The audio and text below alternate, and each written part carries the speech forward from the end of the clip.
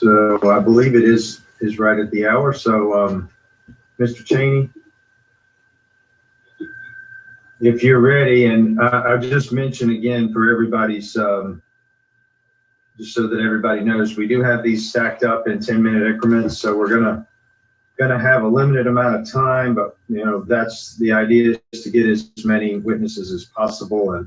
And all of these folks have either submitted testimony via our email address, just to put it back out there, gaff@house.ga.gov, or they have been submitted by members of the committee, or possibly even other members in certain instances. So those are what we're drawing from, and I will turn it over to you, Mr.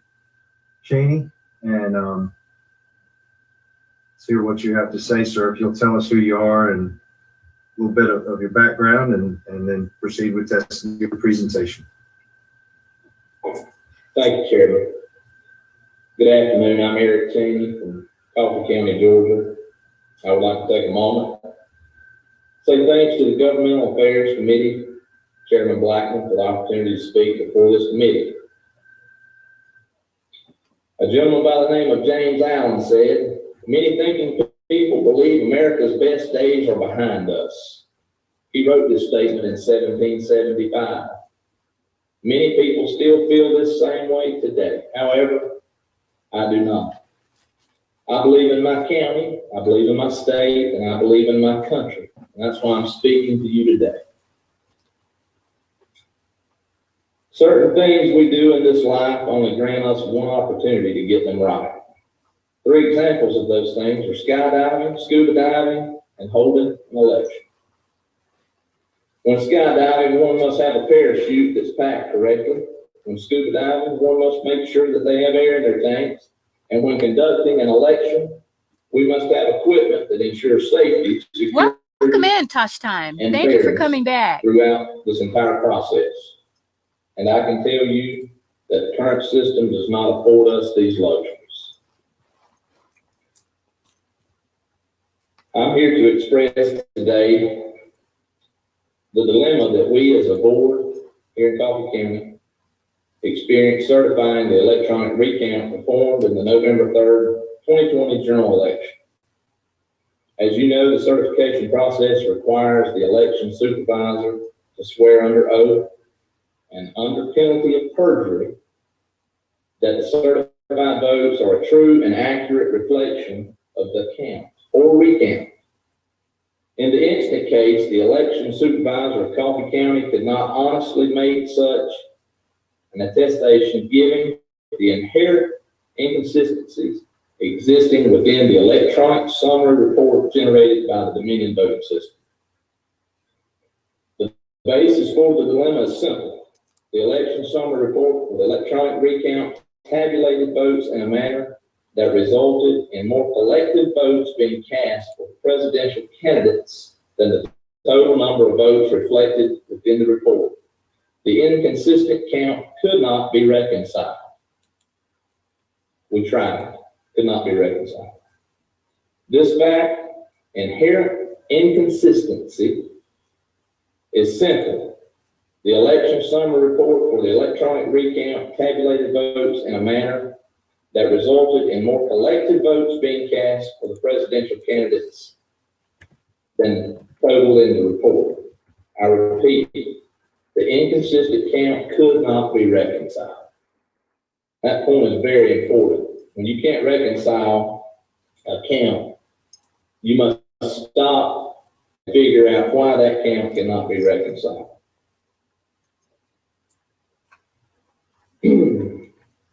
The fact inherent inconsistencies alone was grounds not to certify the election based on the Dominion data set and report. However, the reluctance to certify the electronic recount was compounded where those results were considered in context with the 2 prior vote count results. As this committee knows, a hand count of the original general election balloting occurred on November 16th and November 17th. Fulton County's hand count yielded 1 more ballot than was reflected on the ballot count on election night. At the direction of the Secretary of State of Georgia, If the hand count yields a net vote difference of less than 5 votes, the board was instructed to certify the original vote tally. Coffee County certified on the original election results on November 9, 2020. We certified those results, really not being comfortable with the outcome. You see, the Secretary of State says that if we have a 5-vote differentiation that we can work from. That's 5 votes.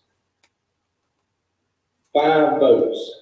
What if that one vote or second vote or third vote was your vote, Chairman, that may have counted or may not have counted?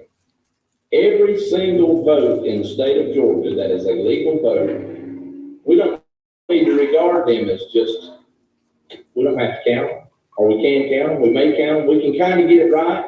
No, this has to be done exactly right, every single time. The election report used to certify the original election results was internally consistent, meaning that the sum of the votes for each presidential candidate equaled the total votes reflected on the report. The hand count also yielded the same internal consistency within the report. If you will see Exhibit 5, it is worth noting that we believe Dominion electronic election reports generated in prior elections were likewise internally consistent as well. The internal inconsistency of the election summary report stands in stark contrast to all other prior elections. I want to read that line one more time. The internal inconsistency of the election summary report stands in stark contrast to all other prior elections. When I mentioned exhibits a moment ago, we have sent in a list of exhibits and a sort of package of data that we would love for you to look through. Anyone who may. We do have that, Mr. Cheney. I do have a couple of questions, and I know we're going to run out of time. I don't want to cut any important points that you might have out, but I do have a couple of people that want to ask, a couple of committee members have a couple of questions. So, Representative Bernal, did you have a question? You waved. Okay. Representative Turner had a question.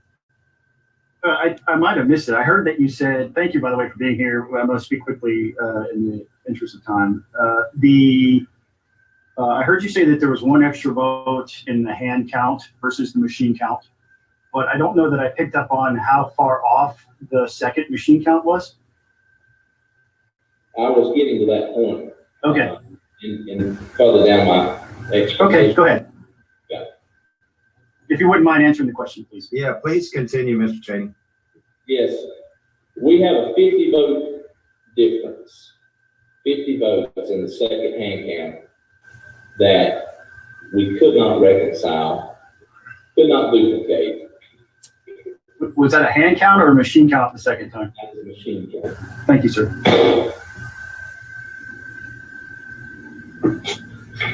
Mr. Cheney, did you have anything else? Yes, sir. How much time do I have left? You got about a minute. Well, listen quick or I'll speak fast. That'd be fine. Thank you. Okay, I'm just going to cut out this list of exhibits and kind of get down to the bottom of what I have here. This committee must understand in the same election cycle, we identified other problems with the Dominion system and reported the same to the Secretary of State. On November 13th, a letter was written to the Secretary of State identifying these serious concerns.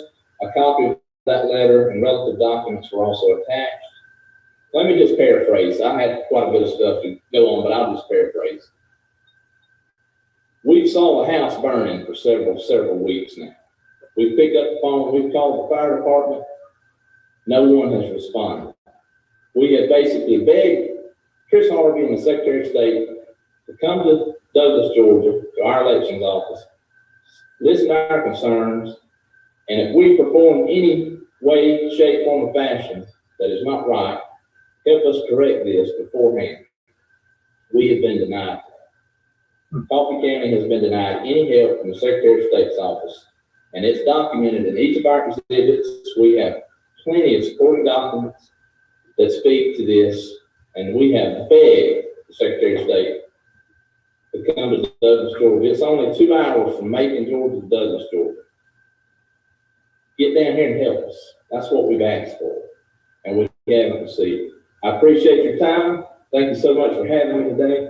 And if you have any further questions, my email is included in the supporting documents. Glad to help you any way I can. Thank you. Thank you, Mr. Cheney. Makes you feel any better? We had requested them to appear today as well, and they declined, although I do understand that they are having a 3 o'clock press conference here shortly. So perhaps that may be an opportunity for some questions to be asked. But thank you again for being with us today, Mr. Stone. I believe you're next with Bibb County. Thank you, Chairman. I'll mute now. Good afternoon. I am Jason Stone, member of the Bibb County GOP party, living in North Macon. I want to thank the committee for hearing me today. It's very important.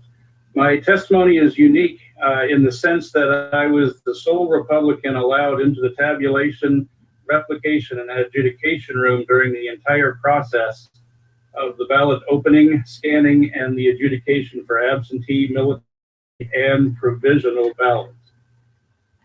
During my time at the Bibb County Board of Elections from October 27th until Election Day, and then again November 13th for the first recount, I witnessed many suspicious activities, including 2 blatant election law violations, as well as being intimidated and ejected from the Board of Elections on November 13th by Janetta Watson, the county election supervisor, commanding a deputy sheriff to do so using law enforcement as her personal bouncer with no formal charges.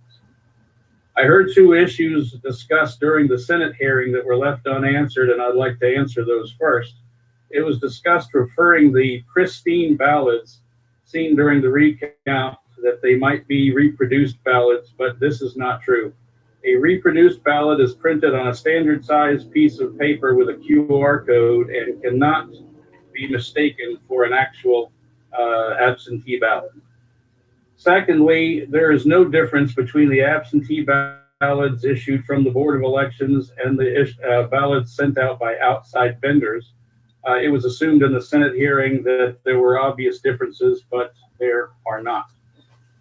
My personal issues with the process start with the fact that when envelopes come into the building from either the post office or drop box, they're put into the Janetta's office, where she personally, as I was told, matches the signatures to the Bibb County voter rolls.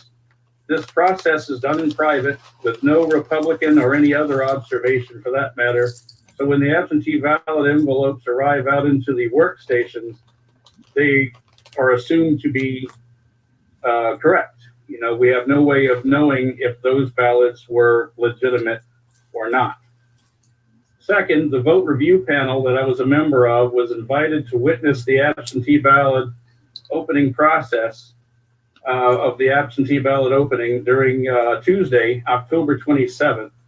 It was later that day I was told that the staff and the paid poll workers had been processing absentee ballots since Monday, October 19th, meaning there were 7 days of unobserved absentee ballot processing without any observation. Third, in accordance with the Georgia Code Title 21 of Elections 21-2-386, Section A, Chapter 1, Subsection G, Paragraph 7, it states, and I quote, "The absentee ballots shall be tabulated in accordance with the procedures of this chapter for the tabulation of absentee ballots. As such, ballots shall be placed in locked ballot boxes and may be transferred to locked ballot bags if needed for security. The ballots were left unsecured in standard plastic post office tubs under the tables and hidden behind a rolling partition for the entire time I was there, which was about 2 weeks." Subsection G, paragraph 3 of the same document explains that the county election superintendent can only open the inner envelopes on election day unless a letter was sent to the Secretary of State's office at least 7 days in advance and published on the website. After several calls, I couldn't find evidence of that letter, and I'm assuming opening them 2 weeks in advance and keeping them unsecured is a violation of 2 election laws. There is an occasion where I was ejected from the Board of Elections by the county election superintendent, but since I'm limited time, I would rather not do that one right now. But in closing, the entire election process has created many problems with Americans, primarily trust in the system. The major problem was the fraud of the left trying to steal the election, as they made the numbers too big. Anyone that believes Joe Biden received 10 million more votes than Obama is delusional. The fate of the United States hangs in the balance with the January 5th runoff elections. Now that our election has reached the Supreme Court, it's time to defend Georgia. So I'm calling out to the governor and the Democrats of the General Assembly to call an emergency session. It takes 3/5 votes to do this. For those that don't believe in the Constitution, every single government official, including each of you, took an oath to preserve, protect, and defend the Constitution of the United States. And we demand that you do that here. You need to defend our election process and protect the runoffs on January 5th by admitting that the level of fraud is so great that there's no way to determine real from fake. The General Assembly needs to be an example to the other states and do the right thing. Join the Texas Supreme Court case. Either take back your power, call a special session, and pass laws to prevent fraud for January 5th, or admit to the citizens of Georgia, America, and the world that you don't support fair elections. It's time to choose a side. Thank you. Thank you, Mr. Stone. I do not see any questions from anyone.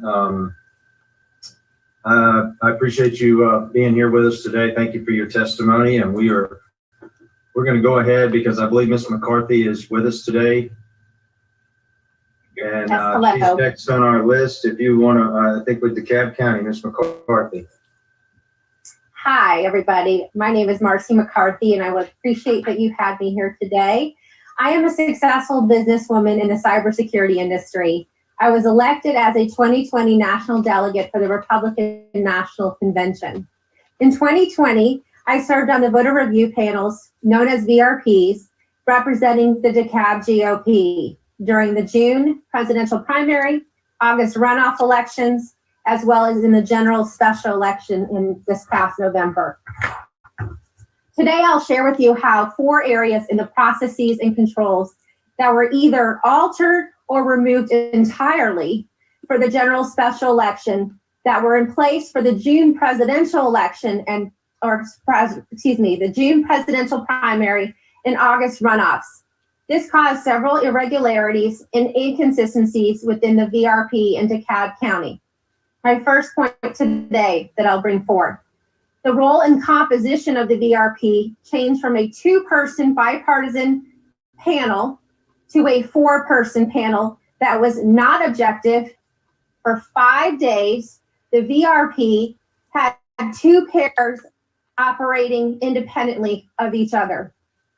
My second point, when adjudicating ballots via the scanned images on the computer, there were no processes in place to protect the integrity of the original ballot. There were no system or physical controls or paper or system log files of the VRP ability to even lock the vote after it was adjudicated, but still required further review. Computer IDs were shared amongst election office personnel on the workstations that were assigned to perform the ballot adjudication of the VRP. My third point that I'll bring forth to you today is the duplication of the absentee and military ballots did not have witnesses as required by our state's constitution. In the general special election, the duplication of military ballots was done by Dekalb County election office personnel in a separate location and time frame outside the oversight of a VRP.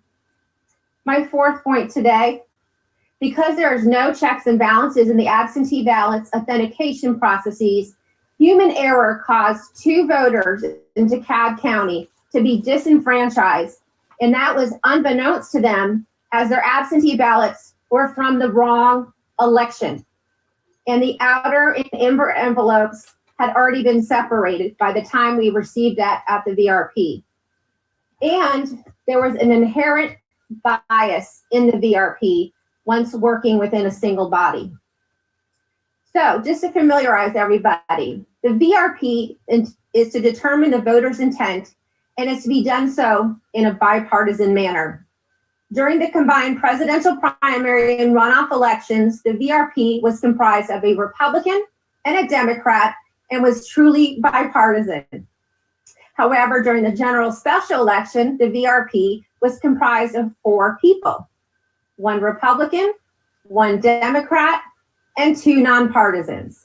The nonpartisans were represented by the League of Women Voters, who officially claim to be nonpartisan in that they don't support a candidate or a party, but they share a variety of progressive public policy positions that are in direct alignment with the Democrat Party's political platform. In practice, the VRP composition during the general special election was comprised of 1 Republican and 3 Democrats. Although the Georgia Secretary of State's office authorized a start date of October 19, 2020, the VRP panels in Dekalb County did not commence their work until October 28, 2020. From October 28, 2020 to November 1st, 2020, the 4-person VRP operated as 2 separate VRPs. The Republicans and the Democrats participating in the VRP only analyzed the general election components of the ballot. The special election for the Senate was adjudicated separately with the nonpartisan pair. There was no oversight for them. During the time frame, over 800 ballots were put into a system quarantine mode and sent to the nonpartisan VRP, again, without any oversight or control, nor any observation and participation from the Republican and Democrat VRPs. This was done to expedite the workflow of the VRPs due to the high volume of paper ballots that were received, a delayed start, and because of the fact there was only 1 pair of a nonpartisan VRP, but we had 5 to 7 pairs of bipartisan VRPs. Much of the adjudication was done on the computers as the ballots could be scanned but could not be processed due to an imperfection. This could be something like a hesitation mark, a write-in candidate, and or just an overvote. But unlike the earlier elections, the elections office worker would perform the adjudication via the computer at the direction of the bipartisan VRP on the scanned ballot image. We also had to go into a special room and had a paper logbook where we both signed in and out of the secure area. In the general special elections, the system adjudication was done with minimal supervision from the election supervisor, and changes to the ballot were done independently by 2 VRPs for 5 days. There was no system controls, no physical controls in place, and there was no audit control to protect the decisions made by either VRP as the ballots went into a system quarantine mode. There was no way to lock the scanned ballot when being viewed on a computer. So whomever was the last VRP to review a ballot in quarantine could still anonymously edit the previous VRP's work, transmit it to be completed, which would cast the ballot. Because the nonpartisans were operating independently, and the most common error in the special Senate election race was an overvote of the 5 Senate Democrat candidates, there was an untethered opportunity to award that overvote to Raphael Warnock, as there would be no audit trail that showed a modification that was made and when that change was made and who made it. There was no changes in procedure until I expressed my grave concerns to Lane Flynn, who is the DeKalb GOP chairman, on October 29th, following my VRP shift. The most common error that I observed on the absentee ballots was an overvote of the Democrat senatorial candidates.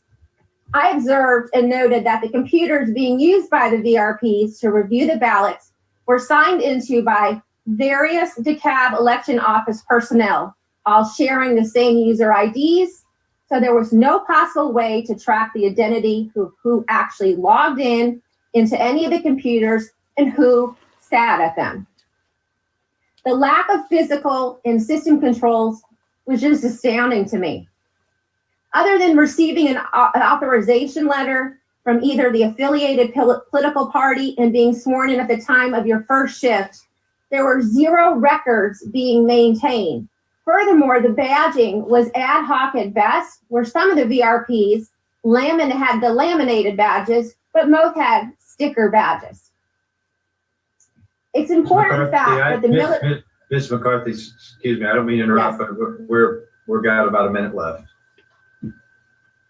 Okay, well, I have a lot to share with you, and I hope you would lend me a little bit of additional time because I think you're going to be very interested in what I have to say next. We most certainly are interested. Take an extra minute, but we can certainly welcome you back and take that testimony in writing as well. So I want to bring to your attention, I appreciate the extra time and leniency. And an important fact, military ballots cannot be read by our scanners in Georgia.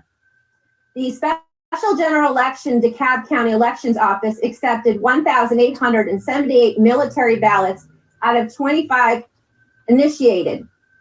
During the time frame of the general special election, there was a significant difference in the duplication process of the absentee military of the co-op ballots. For the summer elections, the VRP did the duplication of the absentee and military ballots. But during the special and general election, the duplication was actually performed by unobserved election workers. And to provide clarity, to describe what a duplication of a ballot is, it was done in the summer by a Democrat and a Republican. And it was done because it could not be read by the scanner. The work was labor intensive and very time consuming, and it was overseen by the DeKalb County election supervisors, but it was completely bipartisan. During the time frame of the special general election, the VRP did not duplicate ballots at all. That was again done by election workers, which is against our Constitution in terms of there.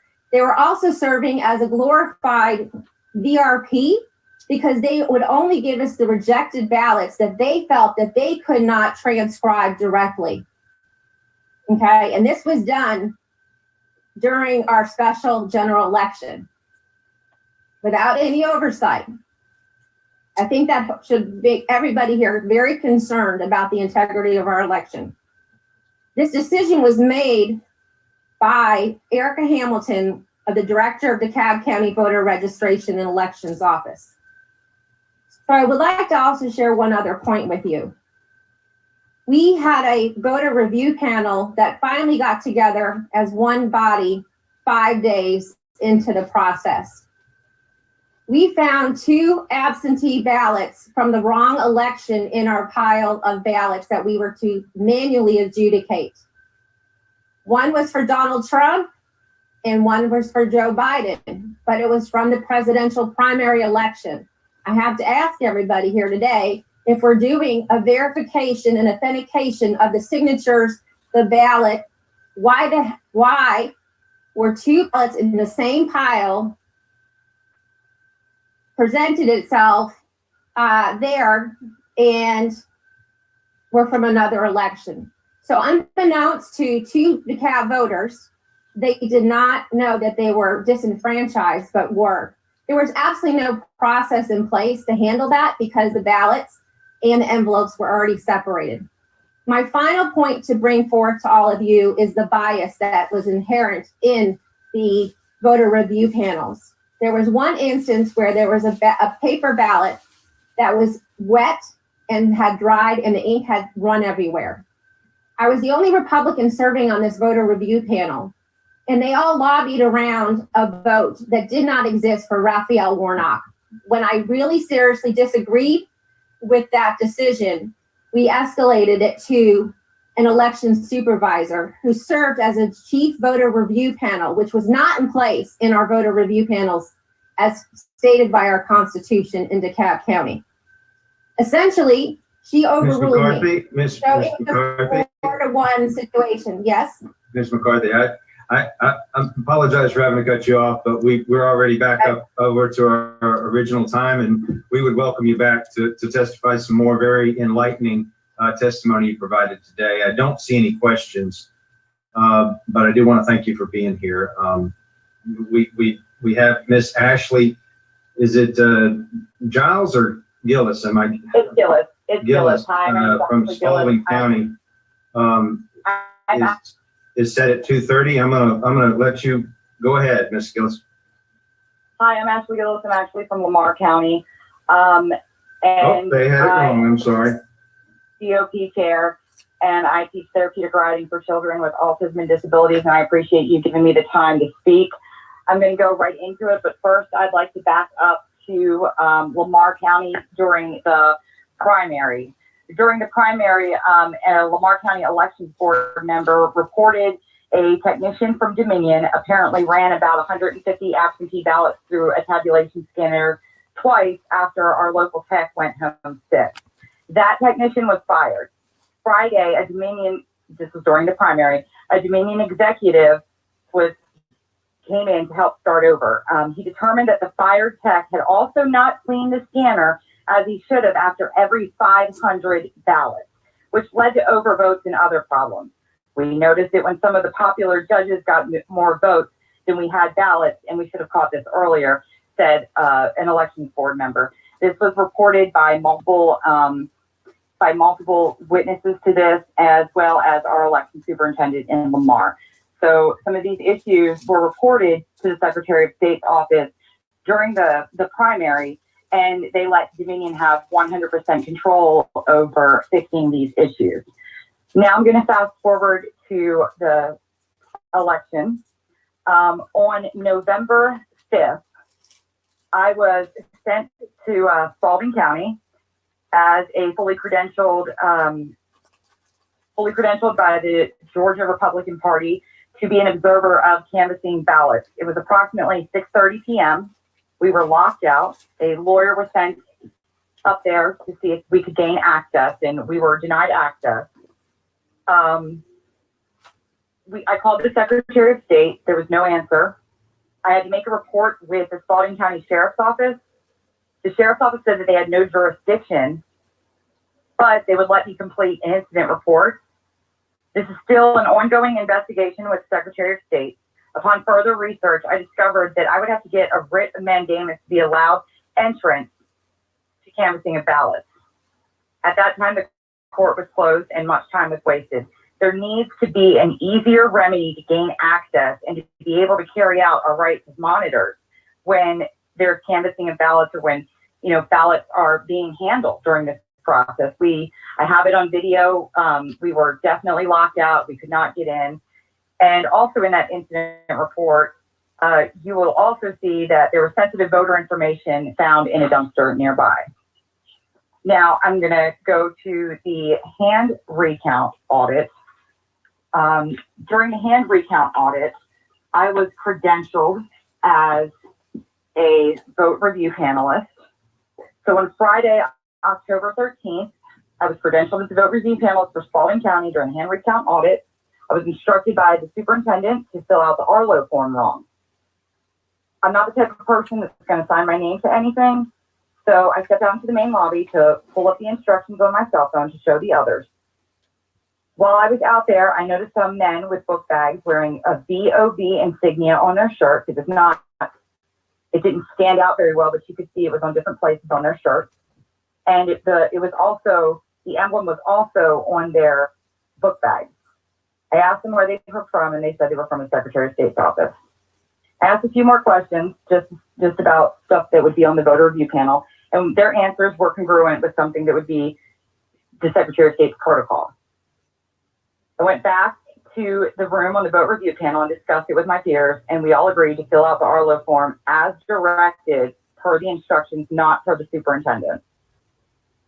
The men came in and took out SD cards or something that was 1 inch by 1 inch. It was black, about a 1/4 inch thick with gold prongs on the side of it. And they stayed about 15 minutes and then they left. During this audit process, no presidential totals were coming back on the batch forms.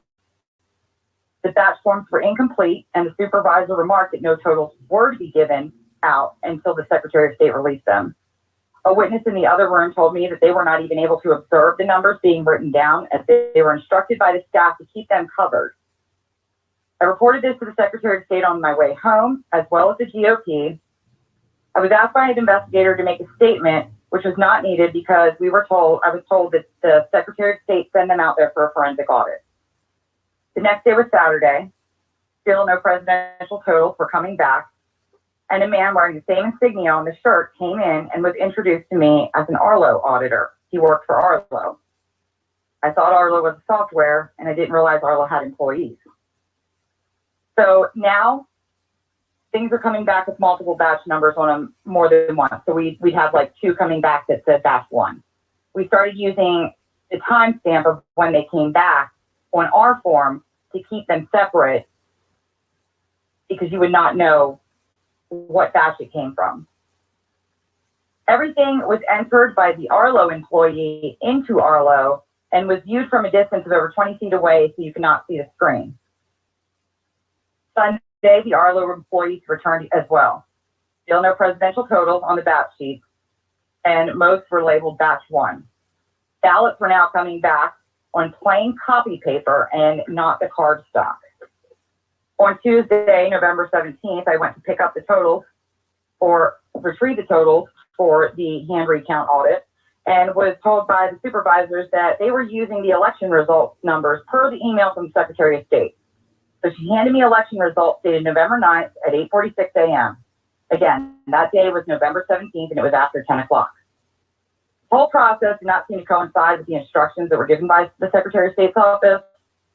I spoke with the Muskogee County Board of Election Supervisor. Her name is Nancy, and she confirmed that what I witnessed was not congruent to the protocol. And for the hand audit, the county employees were supposed to be entering information into the Arlo software program. This was also confirmed by Pike County and Lamar County Board of Elections officials. Fulton County came out with the exact same numbers during the hand recount audit as they did for the election. There was multiple vote review panels, and even on the Secretary of State's website, it says that, there was going to be human error in this, and their numbers came out perfect. What concerns me also is that ProVNB has vested interest in Dominion products. Does helping with this audit violate ProVNB's contract with the FEC now that they're helping input numbers into a CISA/voting work software? As of today, I have asked the Georgia GOP, I've asked the Secretary of State these questions, and I have not gotten a response to any of this, and why there was somebody in Fulton County entering the numbers instead of the Fulton County employees. Well, thank you. I'm going to take that pause as you have finished your testimony. That's correct. Yes, ma'am. Well, That's correct. have you signed affidavits for all of this, or? That is correct. Okay. All right. Very good. Well, we'll make sure that we try to follow up with the appropriate authorities, as we've stated consistently through this process. And I don't see any questions. So without any questions, I believe, is it Ms. Boyles? Welcome back.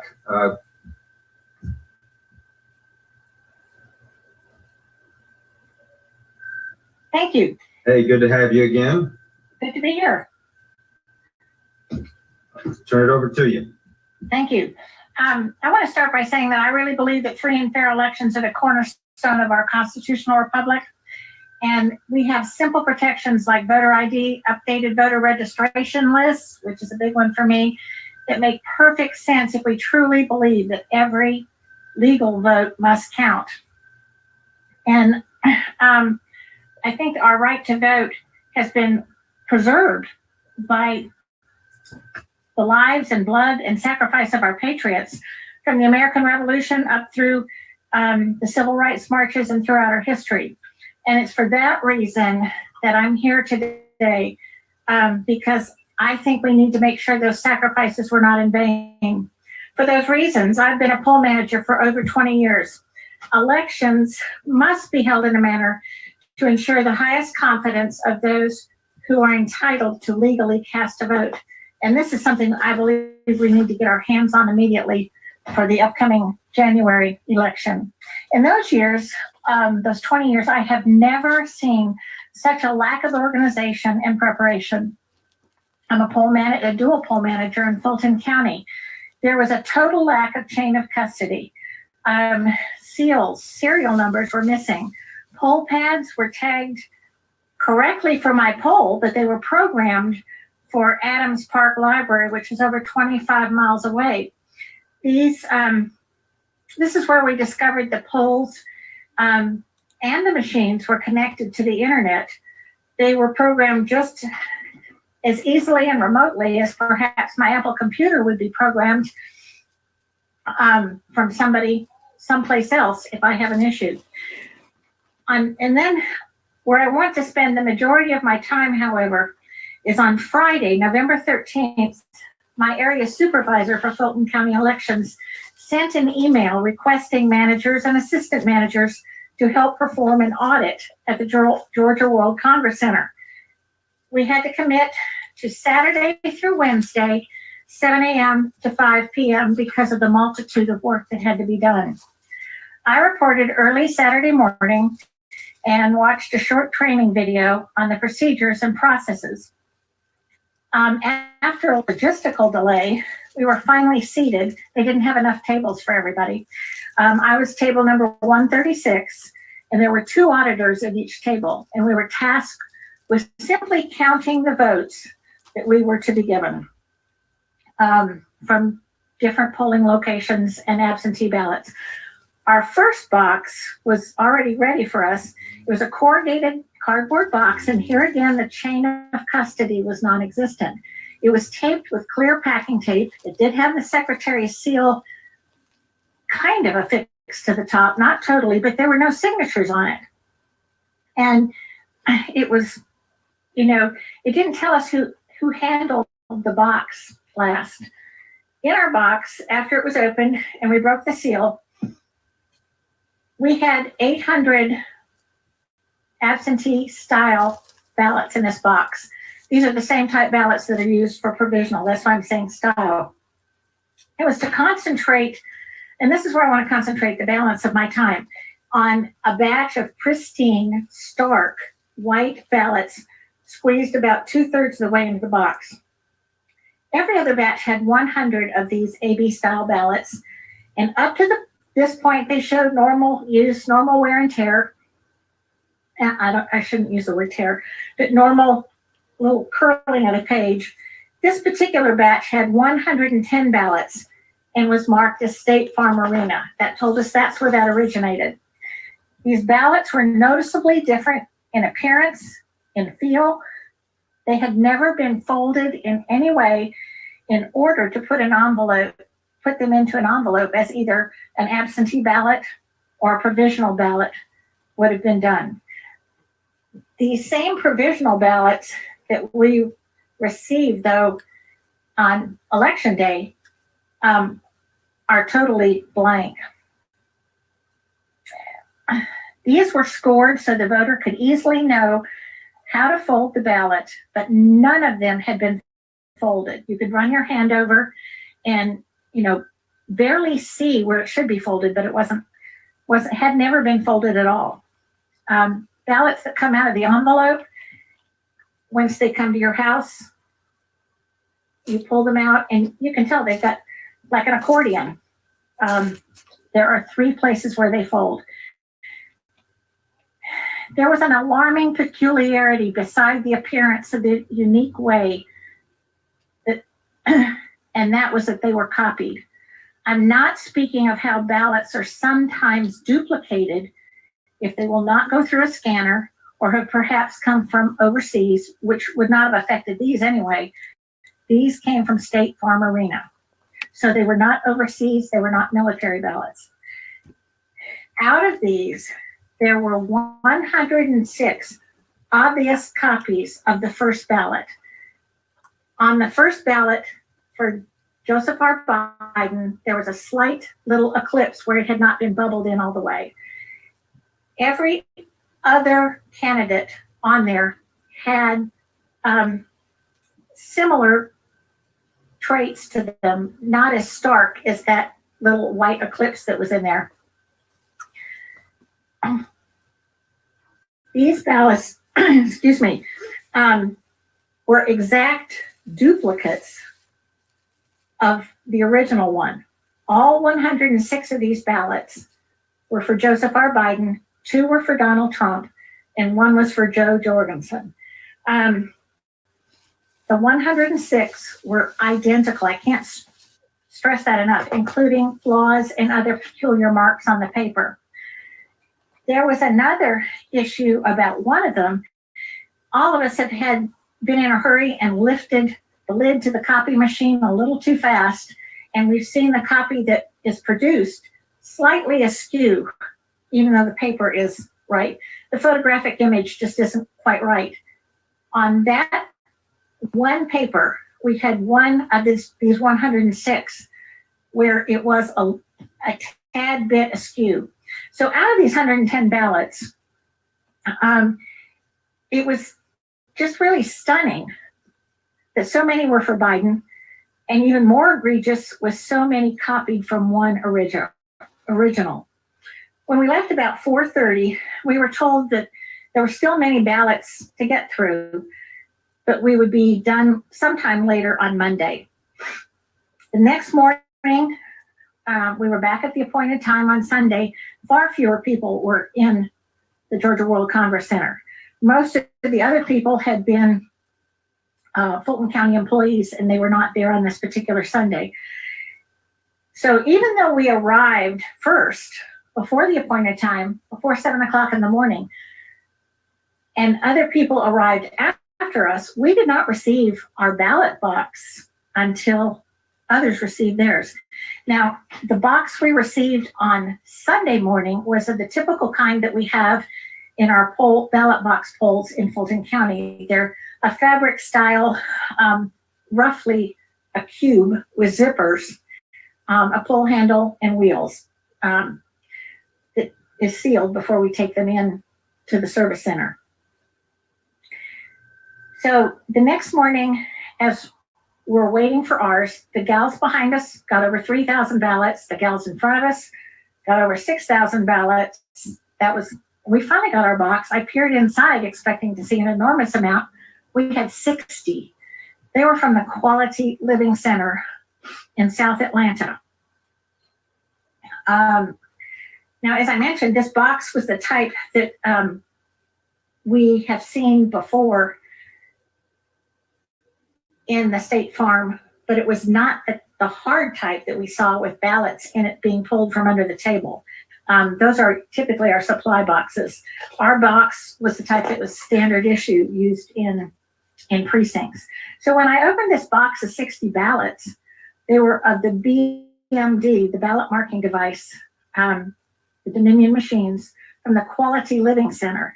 And they had 58 for Biden and 2 for Trump. I have long been concerned, even from personal experience, about the number of people in facilities for recovery, rehab, group homes for seniors, and far too often ballots are requested for these people without their knowledge or without the help of any family member.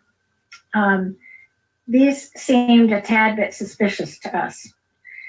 We have a duty to ensure that all our eligible Americans are able to vote their own ballot, and that votes are not stolen or diluted by fraud or even administrative errors. Any questions? I do see Representative Turner. Did you have a question? I do. Hi, Susie. Hi, Scott. How are you? I'm well, thanks. I hope you are too. Thank you for being here. We've known each other for a long time. So I'm glad to see you here today. My question is, when you saw and your suspicions became aroused, how did you react? Were you reporting that to anybody? Are you talking about my? When you saw the pristine ballots that appeared to be photocopied, did you report that, or how did you handle that? Well, initially I said that I had a very odd set of ballots, but there really was no avenue at the Georgia World Congress Center, anybody in Fulton County, to actually take those. We would hold up our little card that said we have a question, but they did not seem to be as alarmed over some of the things that we were alarmed with. So I allowed my concerns to be taken care of through an affidavit. So the next step would be, at any point in time, have you been in contact with anybody at Secretary of State's office or any other law enforcement type of folks to let them know what you saw? Yes and yes. I did let the Secretary of State's office know, and I have not heard back from them. I even called them the morning of the election. I was so concerned about the lack of chain of custody. To have no seals on machines, to have no machines locked. Anybody could have tampered with those machines at any time. And then when we discovered they could be used and things could be changed via the internet, that was even more disturbing, that things were not that secure. So nobody from the Secretary of State's office responded to your complaint? No. Thank you, ma'am. Can I elaborate one more time on that, Scott? Chairman? Yes, Ms. Boyles, we do have one other question, and I know we're a little long, but please, I think this is important. Representative Taylor, you can just ask your question after Ms. Boyles finishes. It's short. I just want to say I'm very well aware that both the Secretary and Gabe Sterling are aware of my affidavit, and neither of them have contacted me, and I know them personally, to say, hey, we want to hear about your concerns. Representative Taylor? Did you still have a question? I'm not hearing anything. Ms. Wills, thank you again so much for being here. Appreciate your testimony, and we wish you well. I'm going to move to trying to give Representative Taylor a minute, but Mr. Mark Amick, say that right at all? Or Thank you. We've got several poll watchers. Thank you again, Ms. Wolf. Sure, it's Amick. Amick, excuse me, Mr. Amick, I'm going to let you go. All right. First, I'll say thank everyone for the opportunity to share my experiences and recommendations with you today to help ensure that we have integrity with our elections here in Georgia. It also appears that my video is not working as fate would have it, so I do apologize for that. But we'll continue to move forward here. So my role in this past election and the recount and the runoff has been as a statewide poll watcher.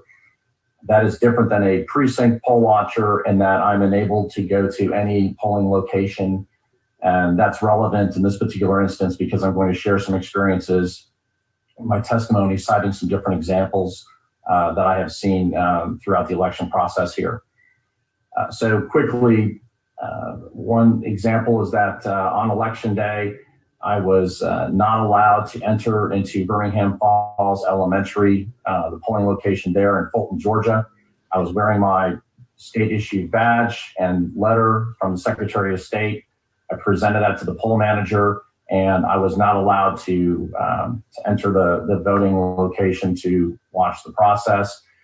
The poll manager and I went around on it for maybe 3 times where I pointed out the specific language. She did not believe that I was authorized or did not allow me the opportunity to enter, so I was not allowed to do that.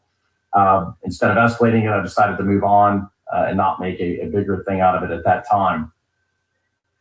The next instances that occurred that morning were both in Roswell, where I was informed that there were Democrat poll watchers who were engaging with voters outside of the polling locations, that being at Mimosa Elementary and Esther Jackson. And when I arrived, and both of those were validated. So when I arrived at Mimosa Elementary, the poll watchers were engaging with voters, both leaving the location and entering between the parking lot and the school themselves, or the school itself. At Esther Jackson, I was able to verify that the poll watchers there were actually outside the location collecting voter data and voter information upon entering the location. There was one outside the door and then one who was working the line, so to speak. And the poll manager at the time was distracted a little bit because there was equipment that was not working, and she was working to solve that issue. She was not aware of that. And once she reeled that in. But there were people who were Democrat poll watchers who were gathering information, according to the manager and another supervisor who were on site. Moving ahead to November 6th at State Farm Arena, on that particular day, they were processing the provisional as well as military UOCAVA ballots. A couple things of note there. Of course, the first is with regards to the observation and the ability to observe the process. This was consistent through all absentee ballots. The room was a kind of a dog-legged shape, and you were pinned to the back corner or back part of the short end of that dog leg, and it did not allow you the opportunity to really meaningfully watch that process. You were easily a good 15 feet away from the nearest table. There was voting equipment that was in the way. There were concrete poles that were structural that were in the way. And the room dog-legged around, so you couldn't see the tables, you couldn't see other equipment. And there was a door that we are told of that is supposedly where they were bringing in the ballots, but we were not able to see that as well.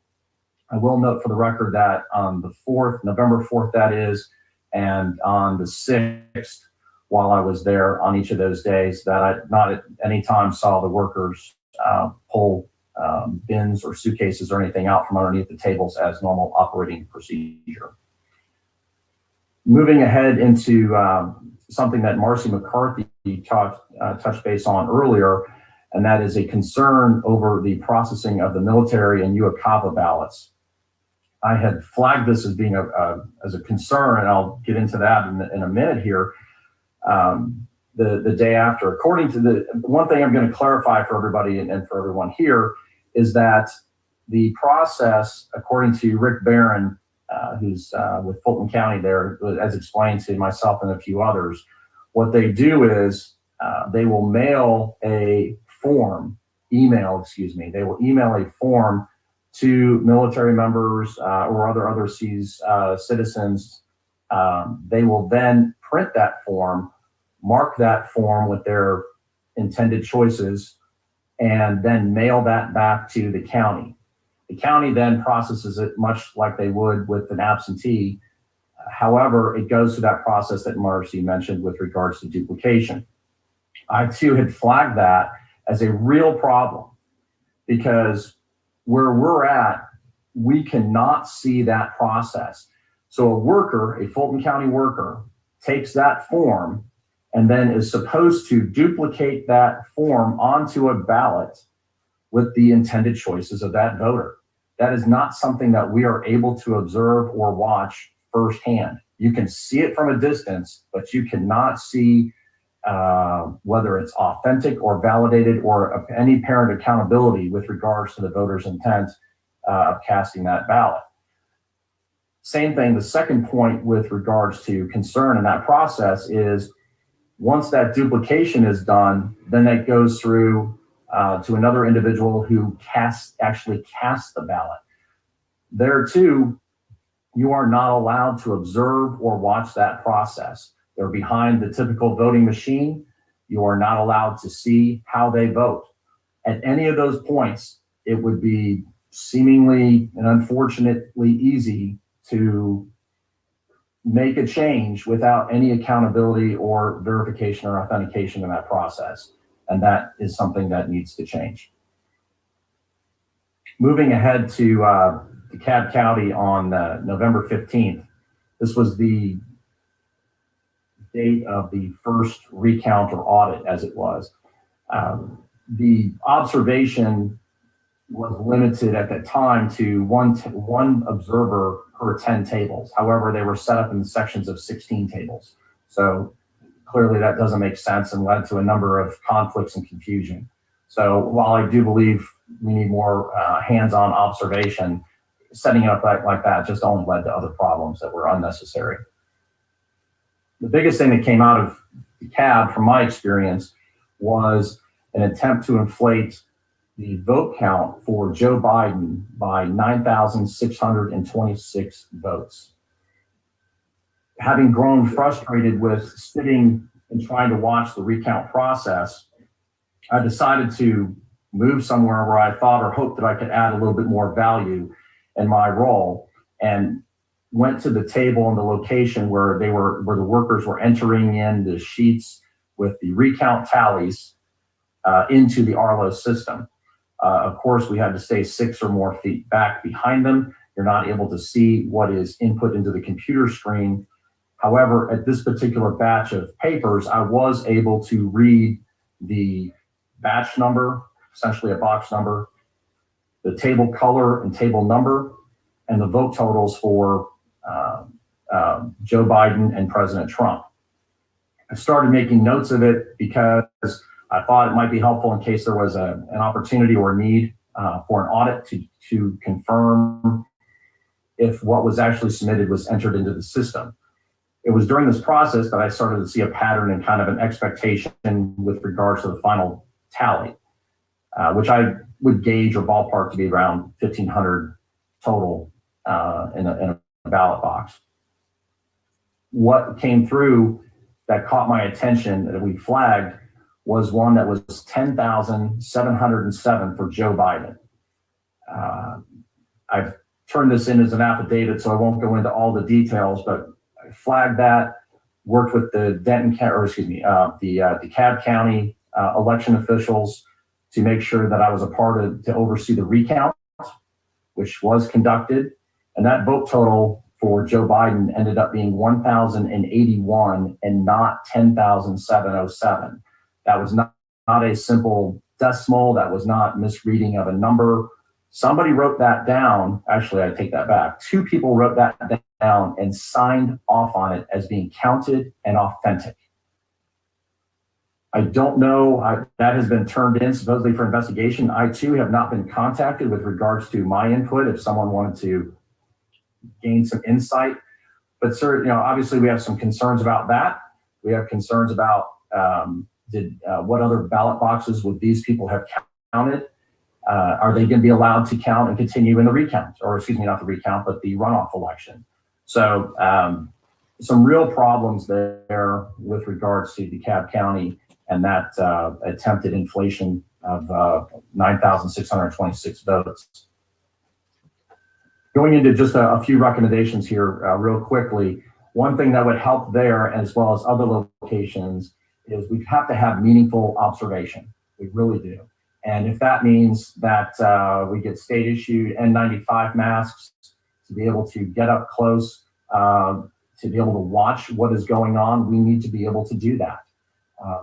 Clearly, this had a role in some different processes where it breaks down, and people, I think, took advantage of that. We need to look at posting and making available on large screens for transparency the vote totals that are coming in. So both at State Farm Arena and in DeKalb in this instance, in State Farm, we did not know what ballots were being counted, what was coming in, what the final results were, or anything of that nature. There should be TV monitors that say, here's what's coming in, here's the count, and here's the results. Same thing in DeKalb County. It needs to be really big. have someone verify with watchers that are able to determine what's on the sheets of paper to be turned in, and then have it up on the big screen. So that way everyone can see, here's the batch, here's the total for each candidate, and here's the results. So that needs to be open and transparent. Bipartisan participation, as Marcy mentioned earlier, and particularly with the process for military and UOCAVA ballots, would be essential to transparency and authenticity. And we have bipartisan participation throughout different parts of the process. There's no reason why we can't have that here. I would say that we need to provide notice to the county chairs of respective parties, whatever it may be, those are of interest, so that they have at least 48 hours of notice of when a count or opportunity to watch a process is going to take place. Too often, what I've found through this over the past few weeks was that the notice was limited and people were scrambling for staffing. There needs to be a minimum threshold. I'm suggesting at least 48 hours, but that can be determined at another point. Just a couple last bullets. One is I'd like to suggest that there's also fraud awareness training. There's nothing on the Secretary of State's website with regards to that. I think that needs to be part of the curriculum, as well as part of the oath, which is signed by the poll manager and clerks in the locations that they understand that voter fraud is a federal crime, punishable by X years in jail and X fine per offense. I think that can go a long way for deterring people and creating awareness. Mr. Meek, I'm going to have to, we're going about 15 minutes, so we're several over. And not that you don't have very good suggestions. We appreciate you offering them up, but perhaps we can get a list of those in writing. Yes, absolutely. I'll get that to you. Can I make one last point for 15 seconds? Please. Yes. So I have friends, which was not part of my role here, but I have friends just in my neighborhood that had votes taken from them because they handed the ballots, their kids, young 20-somethings and in college that voted, and they handed the ballot to a worker thinking they were doing the right thing, and their votes or ballots did not get cast. We need to have signs on that equipment that says, do not hand your vote to a worker or cast your own ballot, something to that effect, so we don't lose those people and their right to vote. Thank you very much, the committee. I appreciate it, and I'll turn it back to you. Thank you. Thank you. Representative Nguyen, you had a question. Thank you, Mr. Chair. I did have a question, but this was actually for Ms. Boyles, if that's okay. Yeah, if we could, quick question. Yeah. Sure. Thank you for testifying, Ms. Boyles. I just have a question about the quality living home that you mentioned. What was your specific concern around that? My specific concern was these were ballot marking devices for years. We have been asking up in North, for years, I mean like 25 years, we have been asking in North Fulton County for at least a voting unit of the various kinds we've had since then to come to our independent living facilities and have never gotten them. My specific concern with those quality living center ballots is it's the recovery center, and they were 2 in order. Out of the 60 ballots, the first 58 were for Joseph R. Biden, and the last 2 were for Donald J. Trump. That's, as a poll manager, that's very unusual, especially to see that many for one candidate in order, and then subsequent for another in order.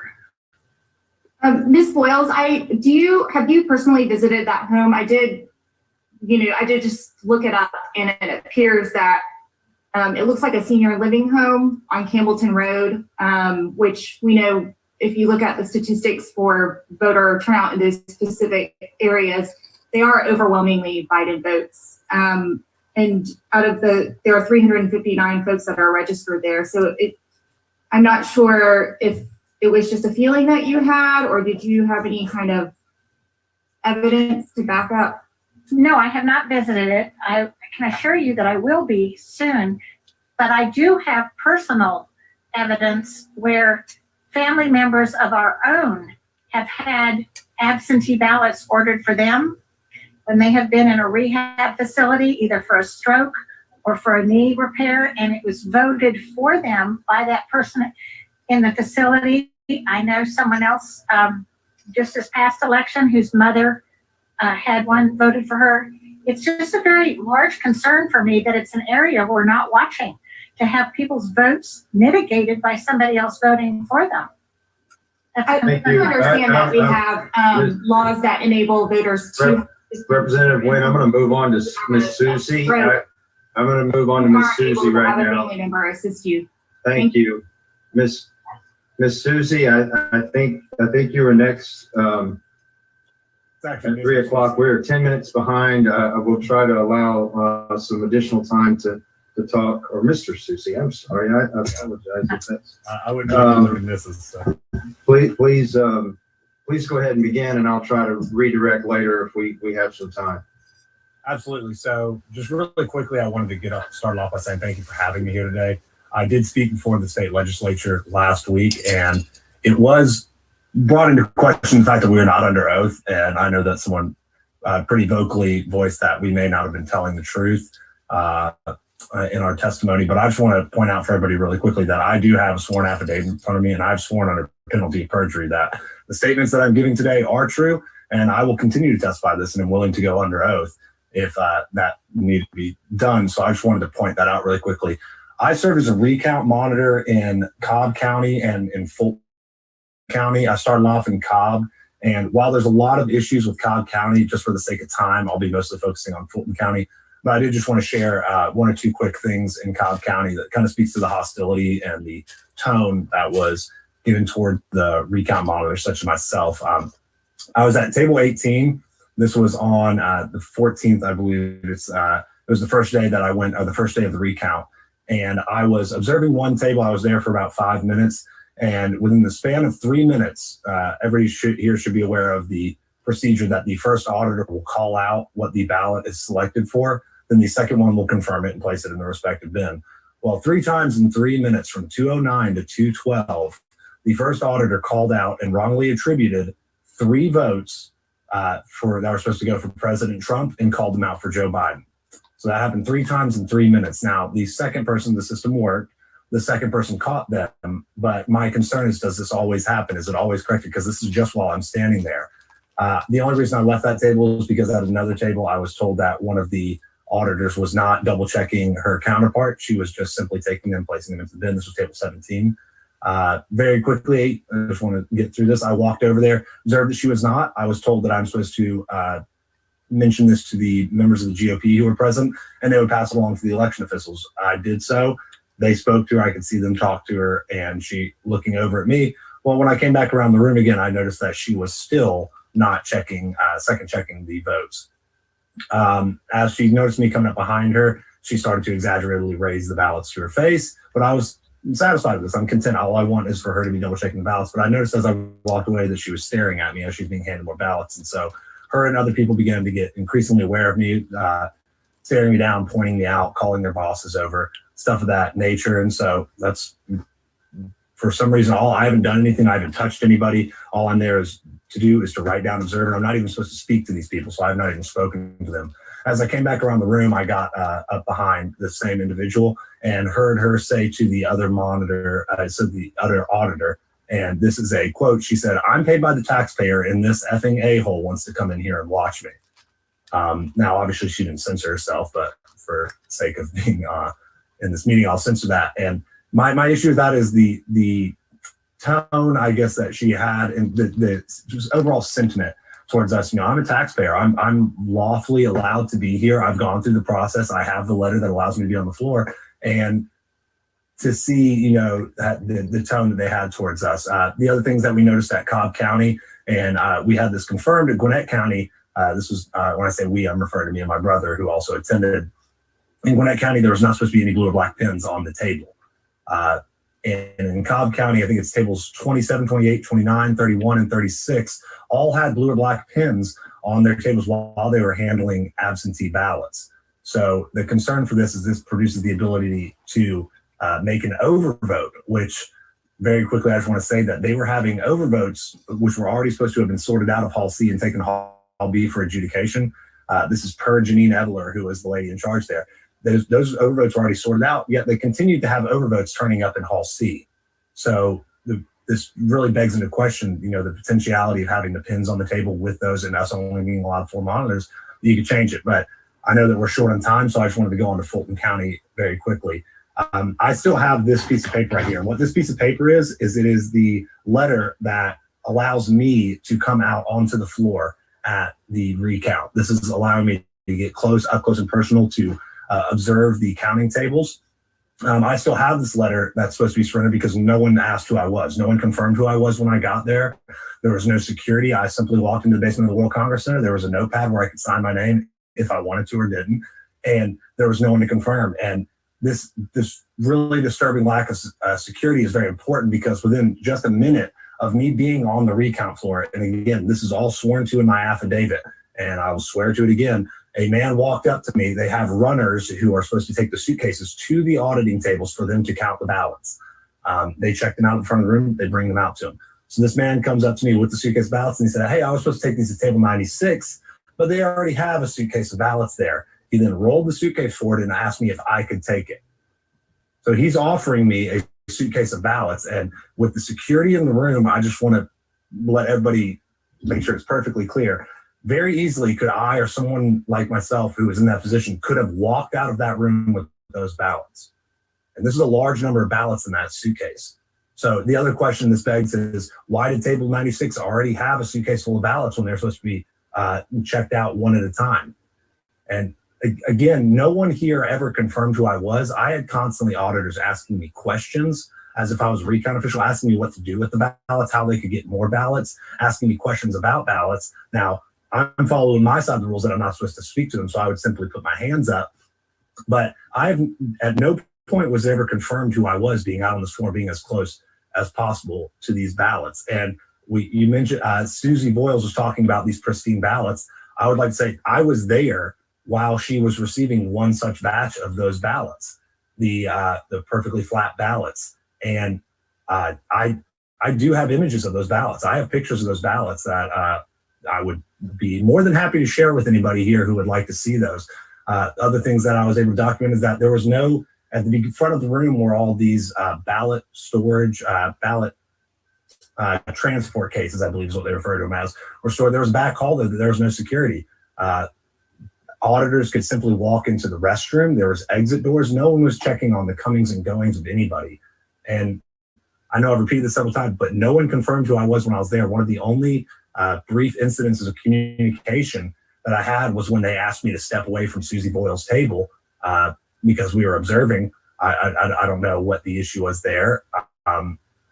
But they're at another point, they have actual batch numbers on the piece of paper where it is written down what batch they're working on. So us as monitors, we started recording those batch numbers. Well, the auditors started flipping over their pieces of paper so that we could not see the specific batch number. And when I asked one of the election officials, I said, "Hey, we're not supposed to talk to these people. How am I supposed to see this batch number? Is there a way that I can communicate them to show them to me?" His reply was, "Well, you're not supposed to be close enough to see the batch number." So this is all being branded as an audit when I can tell you that's not at all the case when we're not allowed to observe certain things, not see it. But fair enough, what I was able to observe was pretty disturbing. Tables that I have images of these and I'd be happy to share them with you. One extremely egregious example was it was an 8 to 10 inch tall stack of ballots that went only for Biden. And there is not a single Trump vote. So this is several thousand ballots that are represented here. These are not sorted in any way, but as the people are going through, they're placing them on the pile for Biden, and there is not a single Trump vote out of it. And I work with consumer data in my job, and I can just tell you that the odds of 100 percentile like that is, we're wary if anything approaches the 90th percentile. So for you to tell me that a certain area has voted 100% with not a single vote for President Trump, I just find that very hard to believe. So I'd be happy to answer any questions you have. I've tried to reach out to people about this, and it's just now some people have started to answer or listen, but I only showed up as a representative, a volunteer to go to this process to see it for myself. And I'm not some super sleuth. I'm not some detective, but I was able to just walk out there and immediately stumble into a bunch of very glaringly apparent issues. And again, I'll mention at the state legislature where they were saying that, well, we just don't know what we're looking at.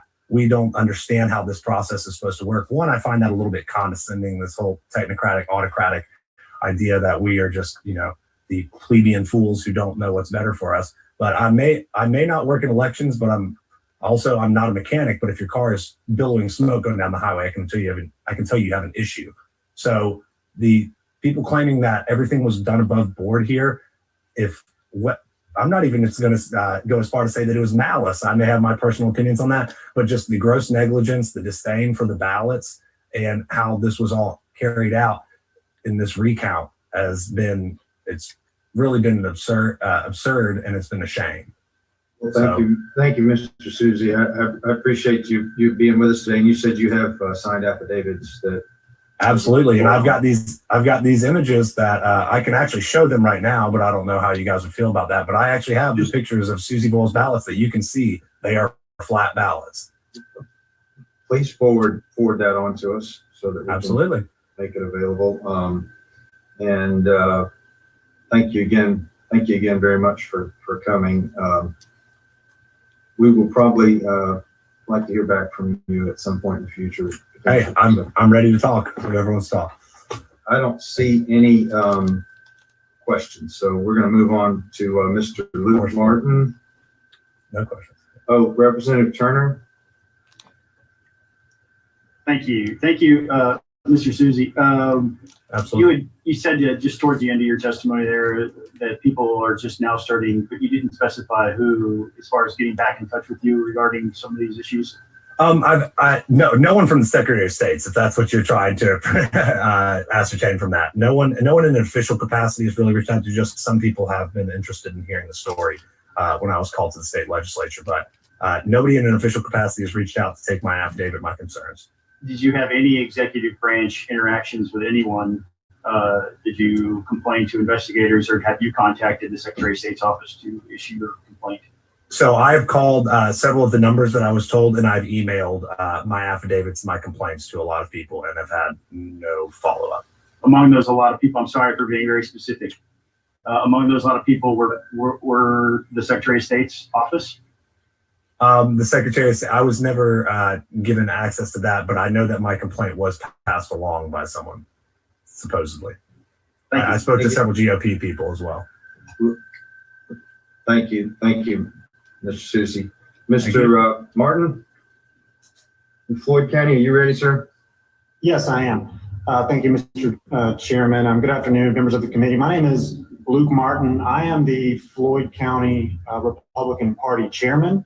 And during the November 3rd election and the recount and the audit that followed the election, I served as a partisan observer. I appreciate the opportunity to appear before this committee, and I'm happy to testify because here in Floyd County, we experienced some real tangible issues that resulted in about 3,000 ballots that were not counted on election night, and they weren't discovered until much later. So I hope to bring that perspective to you that there really is a problem out there that resulted in lawfully cast ballots not being counted. But first, just on election night, or even prior, our Board of Elections, our elections office failed to notify both parties about when they were going to begin counting the absentee ballots. So they were counted without any kind of partisan or public observation. And that's not for our lack of trying either. Me and representatives of the Democratic Party appeared at the election board meetings. We were told we'll get the dates to us. That just never happened. So that's how we started out, not being able to observe absentee ballots, period. On election night, we tried to enter into the county administration building where the elections office is and where they were counting the ballots, and the doors were locked. I don't think that they locked the doors on purpose or out of malice at all. I just think that they didn't understand their responsibilities to the public and to the parties to allow the observation. We were eventually able to get in, and we had observers in the administration building. But again, that's just kind of building on to some of the failures with our office. They ran into some significant problems on election night. Basically, the people who were actually counting the ballots, the chief clerk and the computer tech, the Dominion tech, whenever we'd have a write-in ballot and it would go to the machine, it would kick out the whole ballot basically, and it was supposed to count everything but the write-in race and leave that write-in for adjudication if necessary. But instead, they didn't know how basically to sort it. And it was an ability to sort it. Other counties, had write-ins as well, but basically our people were untrained and didn't understand how to use the system, and in some cases their own system, because the Dominion Tech was there. So on election night, we only had about 17% of our ballots reporting, and I think we had about 40,000 votes cast. So only about 17% on election night, and that's unfortunately not unusual for us in Floyd County. We're typically one of the last in the state. So there's that issue, but eventually the vote totals were certified and the risk limiting audit was ordered, and that happened. The elections office was very good about allowing the partisan observation for the hand count, the audit. So I'll give them credit for that. And during certification of those results or review of those results, they found 2,700 roughly ballots that weren't counted. So representatives from the Republican Party, the public, the Democratic Party, we all rushed to the elections office to see what was going on. And so basically what we figured out our actual problem was why these ballots weren't counted. It came from an early voting precinct, one of our 2 early voting precincts that were open at the time. And the scanner, you cast your vote, the printer by the box prints out your vote, you take it to the scanner and you scan it through. Well, that scanner apparently wasn't working. The elections office knew it wasn't working, so that data was not getting transferred to the memory card. So what they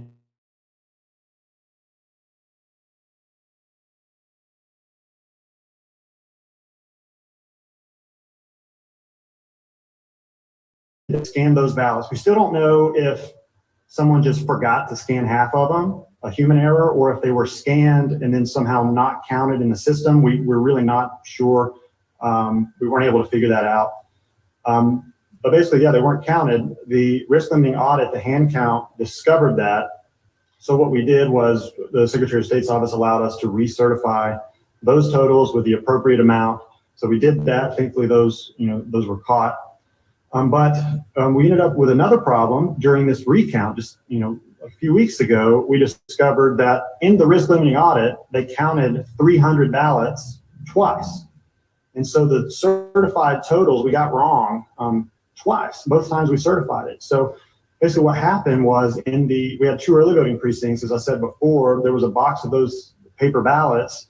They counted them twice, 1 for each early voting precinct. So our hand count revealed 2,700 uncounted ballots, but then the certified total was 3,060 higher than the machine certified totals from election day. So we messed that up twice in Floyd County, and I believe human error. I think it was a lack of training and education from our elections office that led to those errors, and that's really why I wanted to testify today, because I understand the absentee ballot process. I understand how the signatures are verified, and I understand why the Secretary of State is not calling for a signature audit. Basically, our law doesn't provide any instructions on who pays for it, how to do it, what happens if a certain percentage of signatures are rejected in the signature audit.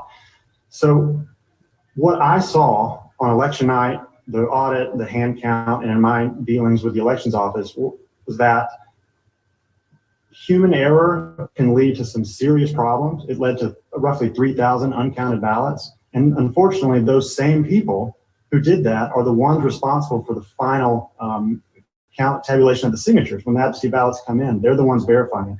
I think the public and the parties just need an opportunity to be able to observe that. And I would ask this committee to recommend some changes to our laws in that respect. I think we need to have the ability to conduct a signature audit. Thank you, Mr. Chairman. Thank you, Mr. Martin. I have a couple of questions if you are willing to take Representative Oliver. You had a question?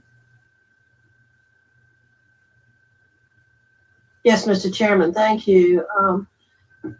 Am I remembering correctly that the election director of Floyd County was fired after this election of November 3rd? Am I remembering that correctly? Yes, ma'am, he was. Is that evidence that the system worked, that your election board took action, or do you oppose him being fired? I think that was a step in the right direction. He basically was new in the office. He had only been around for this election cycle. Our problems lasted before him, and since he's been gone, we counted the 300 votes twice. So we still continue to have problems, but I am grateful that the board took that step, and I think it was a step in the right direction. You supported the step and they took responsible action in your view? Yes. Thank you. Representative Lumsden had a question. Do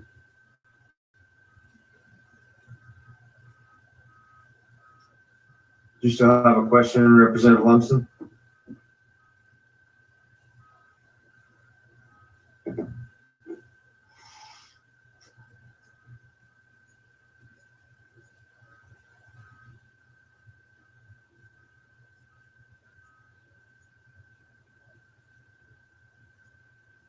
Okay, you hear me? Yes, we can hear you now. All right. No, I was just going to ask Mr. Martin, the things that he observed relative to the things going on in Floyd County had more to do with the lack of training or lack of process, more so than just and human error, more than the system itself. Is that my understanding of what you've told us here today? Yes, sir. I think the problems that I saw, even starting from the failure to notify the public and the parties about when they were counting absentee ballots, that was out of a lack of training and education on behalf of the elections office. They didn't know how important that was, and it just wasn't on their list of priorities.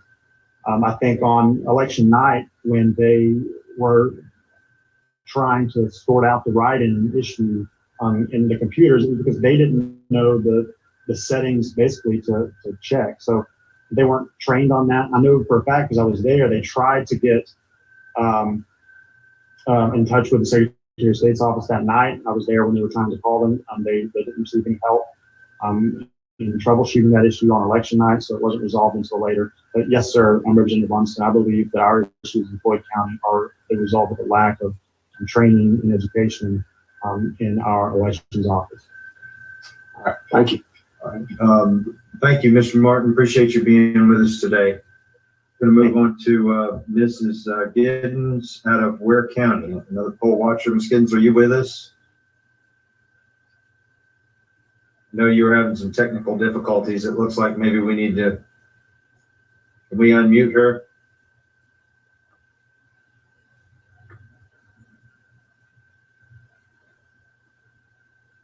Here we go. Ms. Giddens, are you with us?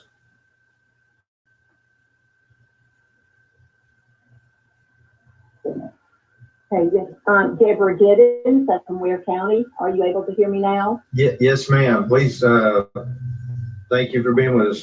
Please continue.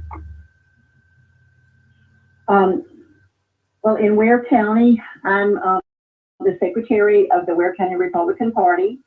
I'm a member of the state committee of the Georgia GOP, and I'm also an officer of the 1st Congressional District Republican Party.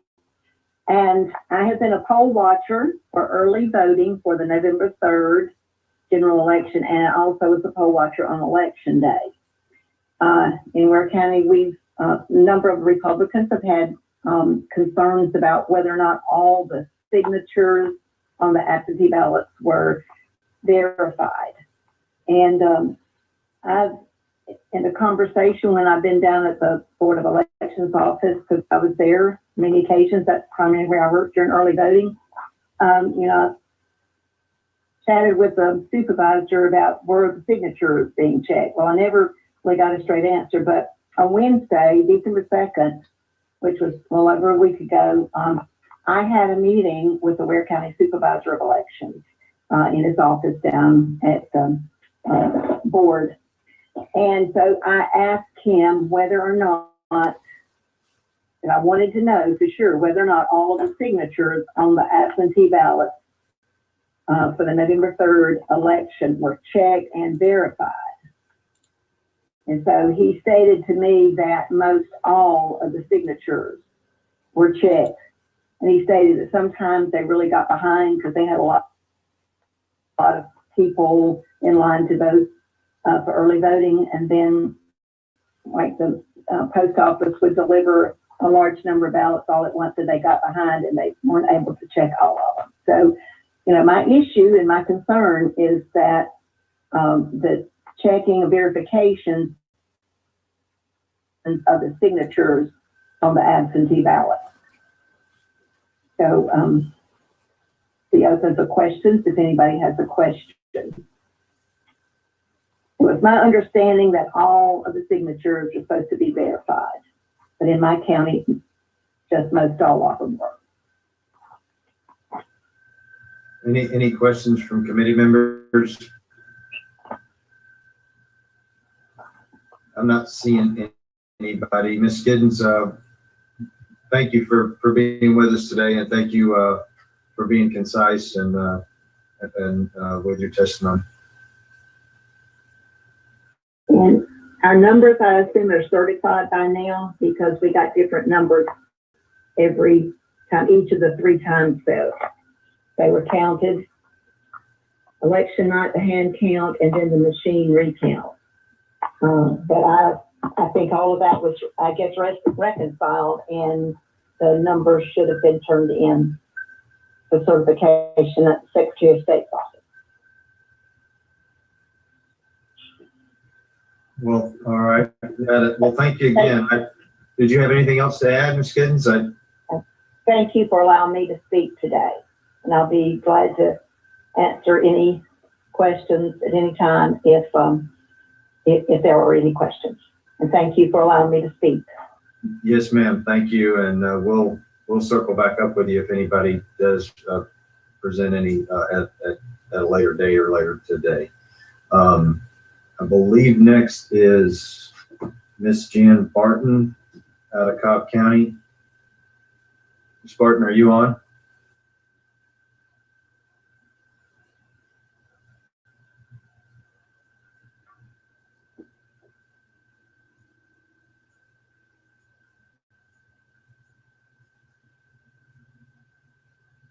I see her. We may have to unmute her.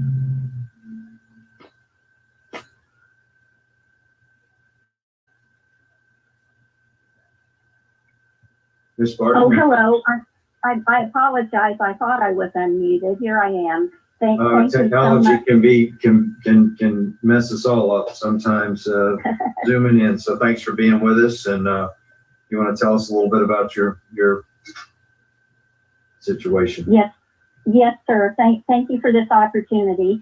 My name is Jan Barton. I live in Marietta, Georgia, in Cobb County.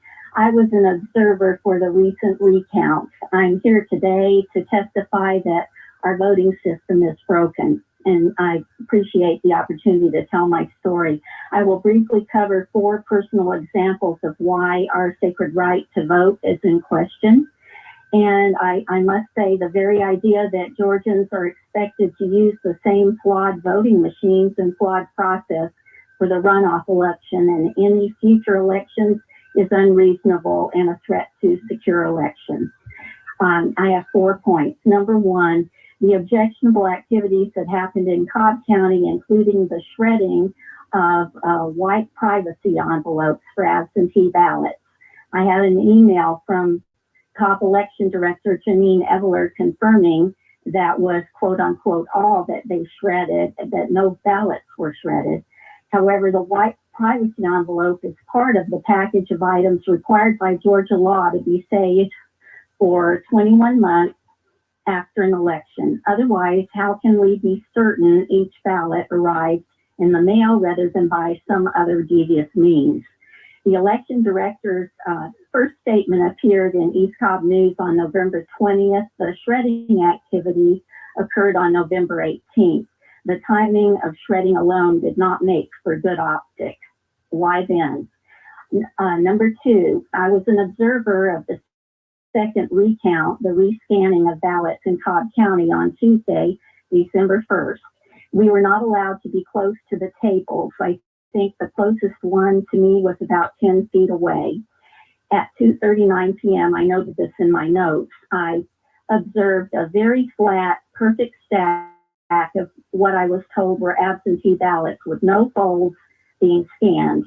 They were perfect. I was not able to take a photo quickly enough before they put them back in the box, but I did make note of the batch and the box number.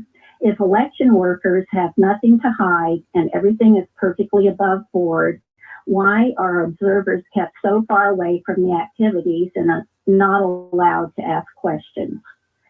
Number three, I also helped an independent team working to document the new hand counts in the first audit. It was those numbers that discovered the Ware County anomaly.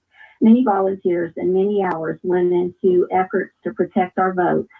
Isn't it a shame that we have to do that and that we cannot trust our voting system? Number four, and final point and a few closing points after this. On Tuesday this week, I found out that my name and information were unmasked as part of the hammer and scorecard operation that Sidney Powell and others have mentioned. This was presented on the Brannon House show.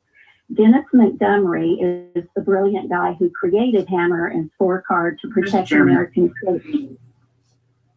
Hello? Mr. Chairman. Hello? Turner? I'm sorry, Mr. Chairman. And I don't mean to be rude here, but is it really the intention of our committee at this point, to hear testimony about Hammer and Scorecard, a fantastical conspiracy theory? I would rather use our time in a more effective way, frankly. Excuse me. Well, Representative Turner, hold on just a second. Let me jump in here real quick. I know that we don't necessarily always see things exactly the same way, any of us on this call, but Ms. Barton, I know that that you're testifying, I think, to what you believe to be accurate. We will let you finish your time, and then if there are questions, you can do that. You do that at that time. Thank you. All right. I do totally resent being interrupted and just discounted in that manner. In conclusion, we cannot trust our current voting system. Our entire free republic is in danger. The irregularities in our voting system and processes must be remedied before this runoff election. We ask that our legislators do the right thing and hold a special session and put forth the right electors as provided in the U.S. Constitution. We also ask that you consider using a hand-marked paper ballot system. Procedures are already in place for emergency paper ballots. The scanners will work with that process. The touch screens can be removed. This process meets Georgia law for a reliable paper trail, and every voter will know that their vote was counted. Your actions can save our free republic and ensure the sacred right to vote. This is our time to save what President Reagan called that shining city on the hill. We ask our legislators to do the right thing. The world is watching. Thank you for your time. Thank you, Ms. Barton. I believe our next person to testify is Mrs. Sherry Okun from Dekalb County. Is that right? I probably did not get that pronunciation right either. Yes, but somebody stopped my video, so I need to be able to show. I need to start my video. Huh. Okay, there we go. How you doing? Thank you guys so much for letting me be here. Can you hear me and see me? Yes, ma'am. Just tell us where you're from, and you may proceed. Okay, great. I'm from Dunwoody, Atlanta, DeKalb County. So a family member and I voted early and in person on October 19th at the Dunwoody Library in DeKalb County. I'm going to share my screen because I got a couple things to host disabled participants. I need to be able to share my screen to show you guys a couple things. Can the host allow me to share my screen? Yes, we would just, make sure we don't, again, mention names when we're doing some of those things, testimony, or show them. You should have access now. Okay. Can you hear me? Can. Okay. So let's see if I can share my screen.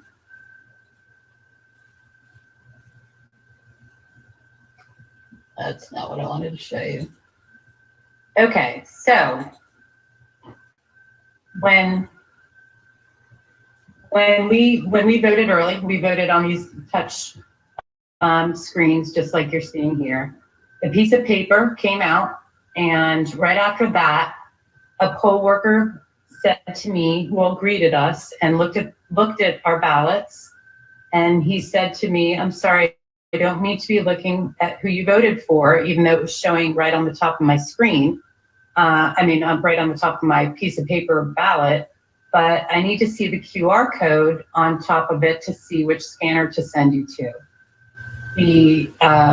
The same poll worker did this to everybody that was there. My family member and I were both sent to the same scanner. People in our fairly blue district before me and after me were directed to the other scanner after the poll worker looked at their ballots.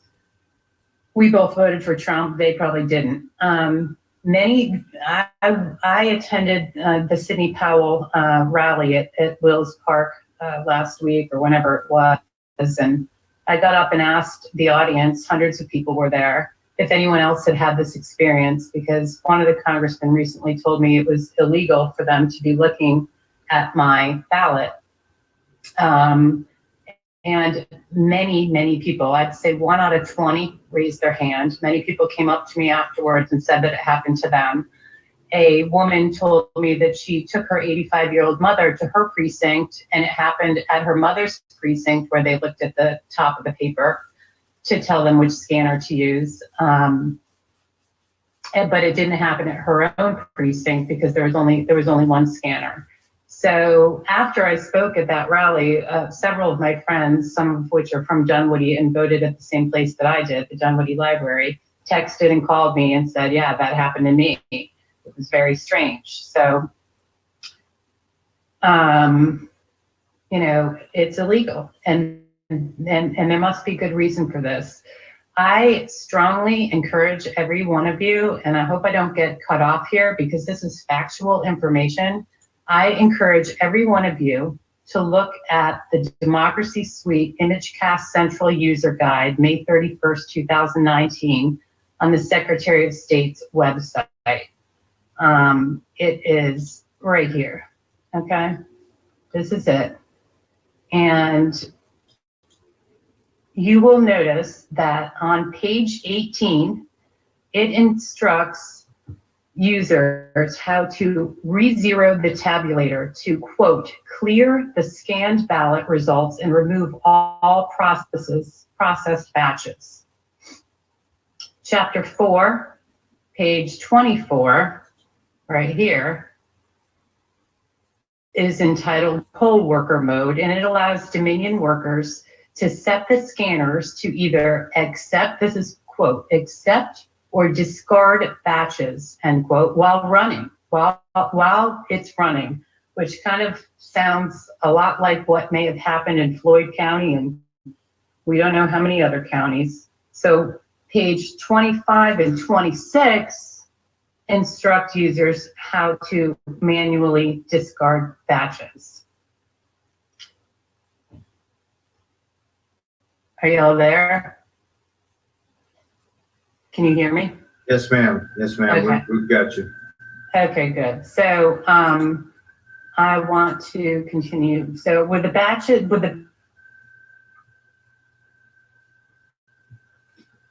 Oh, we lost your audio.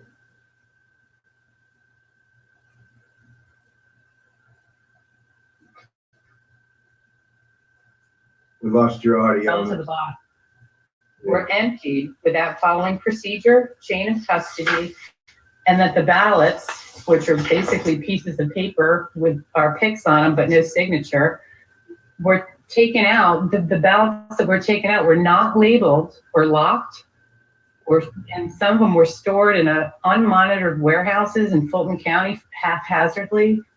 And even that some of those bags of ballots were put in the back of a Dominion worker's car. So when in our history, I ask you guys, when in our history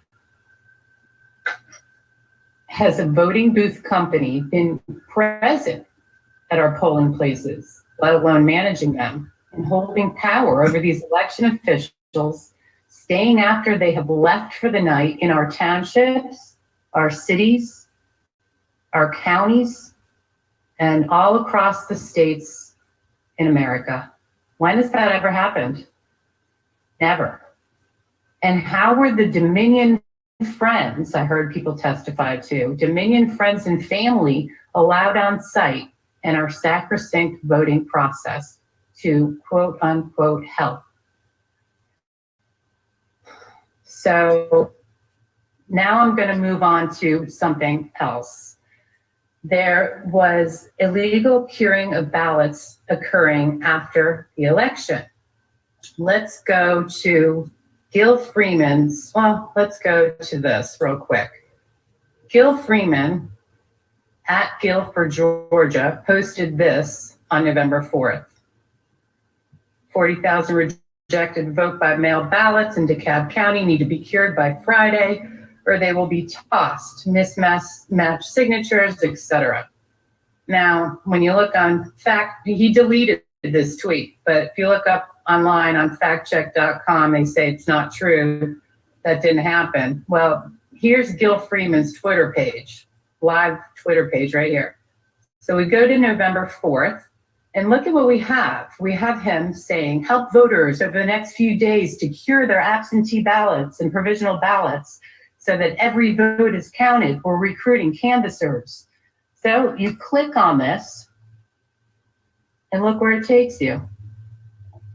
Ms. Okun, Yeah. if you please, we're trying not to share names. Okay. All right.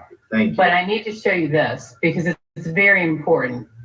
On November 4th, the Georgia Democrats created this Georgia Cure Canvasser Recruitment Phone Bank.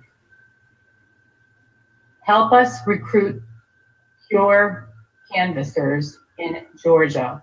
All you need to join is a computer and a telephone. We will be calling on volunteers in Georgia and asking them to knock on doors to help voters through the process of curing their ballots. The deadline to cure ballots is Friday, November 6th. Let's fight. Okay, so that's this, okay? And Georgia code, as you all know, it allows ballots the chance to be cured for certain reasons, failure to sign oath, various things. So right out of 419C2, to facilitate cures, Georgia law allows the relevant election official to notify the voter in writing. This is a quote right from our laws. The Board of Registrars or absentee ballot clerk shall promptly notify the elector of such a rejection, a copy of which notification shall be retained in the files of the Board of Registrars or the absentee ballot clerk for at least 2 years. If they want to cure their ballots, they have to fill out an affidavit with a provisional ballot. So volunteer canvassers are not in phone bank callers and door knockers set up by the Georgia Democrat Party after the election ended on November 3rd to canvass Georgia. That's illegal. Who gave the Democrats the names, addresses, and phone numbers of the Georgia absentee voters that had not returned ballots? I mean, that had not filled out their ballots correctly. I'm wondering if it's the same people that gave those names to the ACLU. On November 6th, Hillary Clinton. I don't mean to interrupt you. We've got a minute or two. Okay, so all right, I'll finish real quick. I went to this, on November 6th, Hillary Clinton posted this. I went to this site, democrats.org/Georgia-ballot. I went there. It asked me to upload my signature. It asked me to upload my voter information on my signature. Just to be clear, it did not take me to the SOS website to see if my absentee ballot was cured or was accepted. It asked, so they were literally, the Democrats were literally November 4th, 6th, 5th, procuring people.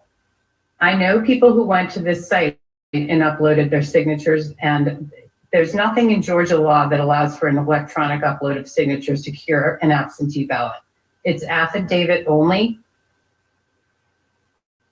And the next thing I'm going to show you and tell you is that the day after the election, a family member called me, texted me, and let me know that they checked my absentee ballot status and it showed unavailable. That family members also showed unavailable on the SOS system. We checked several other Republican voters that we know, and every one of them showed absentee ballot status is not available. Then we checked several Democrats that we know, and every single one of them showed accepted. My question is, why? And at Wills Park, many people also told me that they had the same issue. They're Republicans and they voted, and it showed the day after the election that their absentee ballot status was unavailable. So that's a little scary. The last thing I'm going to tell you is that most, if not all years that I voted prior to 2016, I voted Democrat. My initial registration would have been Democrat. Can you all hear me? Yes, ma'am. We're kind of at 13 minutes. Okay, so I just want, so the family member that lives in my house is a registered Republican. I received calls and texts nonstop prior to the election from Democrats and quote unquote nonpartisan groups using Stacey Abrams' name in the headline urging me to vote. They knew my name and my voter information. My family member, the Republican, received no calls or texts from the Democrat Party or the purported nonpartisan groups. And this is the kicker. I, as the registered Democrat, received at least 8 absentee ballot applications to my house, to me only. They were perforated with 2 ballot applications on every single one of them. And my family member, the Republican, received, and that was all from the Secretary of State's office. My family member, the Republican, received nothing, 0, nothing from the SOS.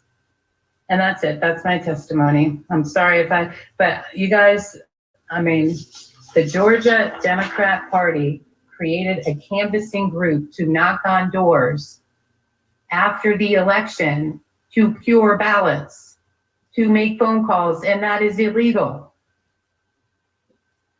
Mr. Kuhn, I appreciate your time. I will say this and kind of reiterate it that I regret that we don't have, so many, we only have so many slots and so much time. Yeah. I just want to make sure you guys realize, because there's no law and order, there's none.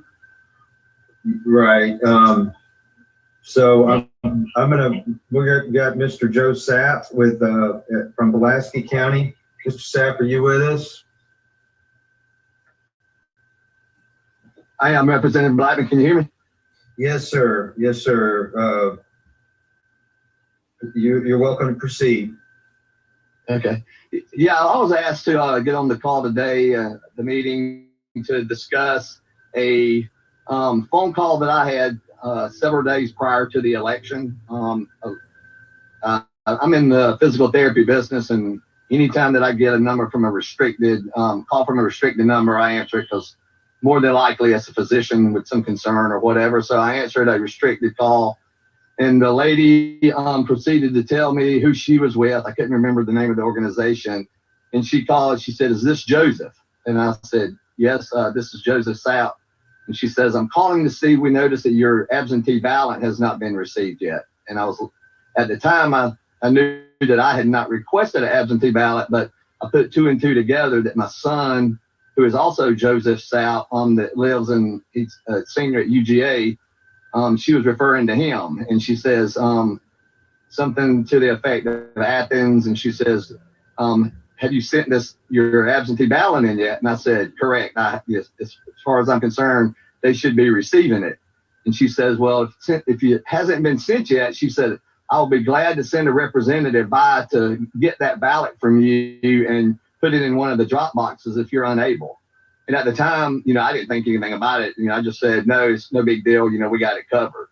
And that was pretty much the essence of that conversation. However, again, after the election, speaking with different people, I was like, that didn't seem right. So I called my son and I asked him, and, he said that a lot of his friends in Athens had received.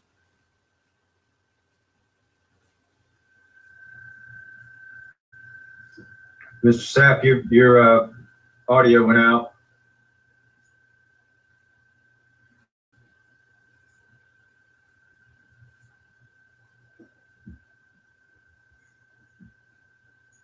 Can you hear me? We missed the last few seconds, but yes, sir, now we can. Okay, I'm sorry. Yeah, I was just saying that my son a lot of his friends had received the similar calls, and I think that they were just kind of going after his age demographic, trying to get those absentee ballots in, and whether they were trying to control what was on those absentee ballots or not, I don't know, but it was definitely unnerving that this lady even had that information and called me and asked it to come pick the ballot up. Sorry. No, thank you. It's an interesting testimony. Was there any questions from the committee members? Representative Turner? Thank you, Mr. Sapp, yes, for sharing your story. Yes, sir. And the same question I've asked several other witnesses. Have you, first of all, did you record the phone number of the person that was sending that information to you? Or No, it came through. Again, it was listed as restricted. I don't answer phone calls if it comes from a number that I do not recognize or any potential spam. But if it says restricted, I always answer it because odds are it's a position. So I happen to answer this. I went back and looked through my phone records, on my phone. And again, it doesn't give a phone number. I haven't gone back and looked at my phone records, through Verizon. I don't know if that's something that can be traced in any way to come back to a specific phone number, but right now there's no phone number. And outside of the hearing today, have you reported this to any authority? Not to any authority. I've spoken to a few representatives and just friends of mine that would be in the know-how, but I would be glad to do that and be under oath in doing so, but I haven't done that yet, but I will if you think it would help. I would encourage you to do that if you believe that the law has been broken. I think that's the appropriate way to proceed. That's me personally. Sure. You do what you need to, sir. Thank you for your questions, for answering the questions. Thank you. Thank you, Mr. Sapp. Appreciate you being on with us today. Great. Thanks a lot. We can help get you an affidavit if that's what you'd like to do is sign. I will. I'll follow back up. I appreciate it a lot. Yes, sir. Mm-hmm. Next, we have Eli Balloon is a voter out of Fulton County. Are you with us, sir? Yes, it's ma'am. I Sorry. Can you hear me? Again. I'm so sorry. Ms. Balloon, did I say that correctly? That's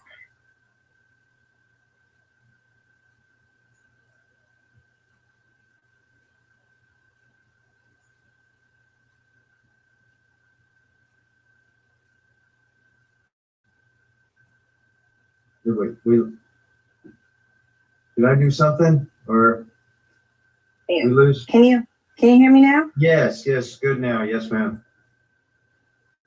I'm so sorry. No, excuse me. Okay. Please go So ahead. I might just have to. We can hear you. Okay, so okay, perfect.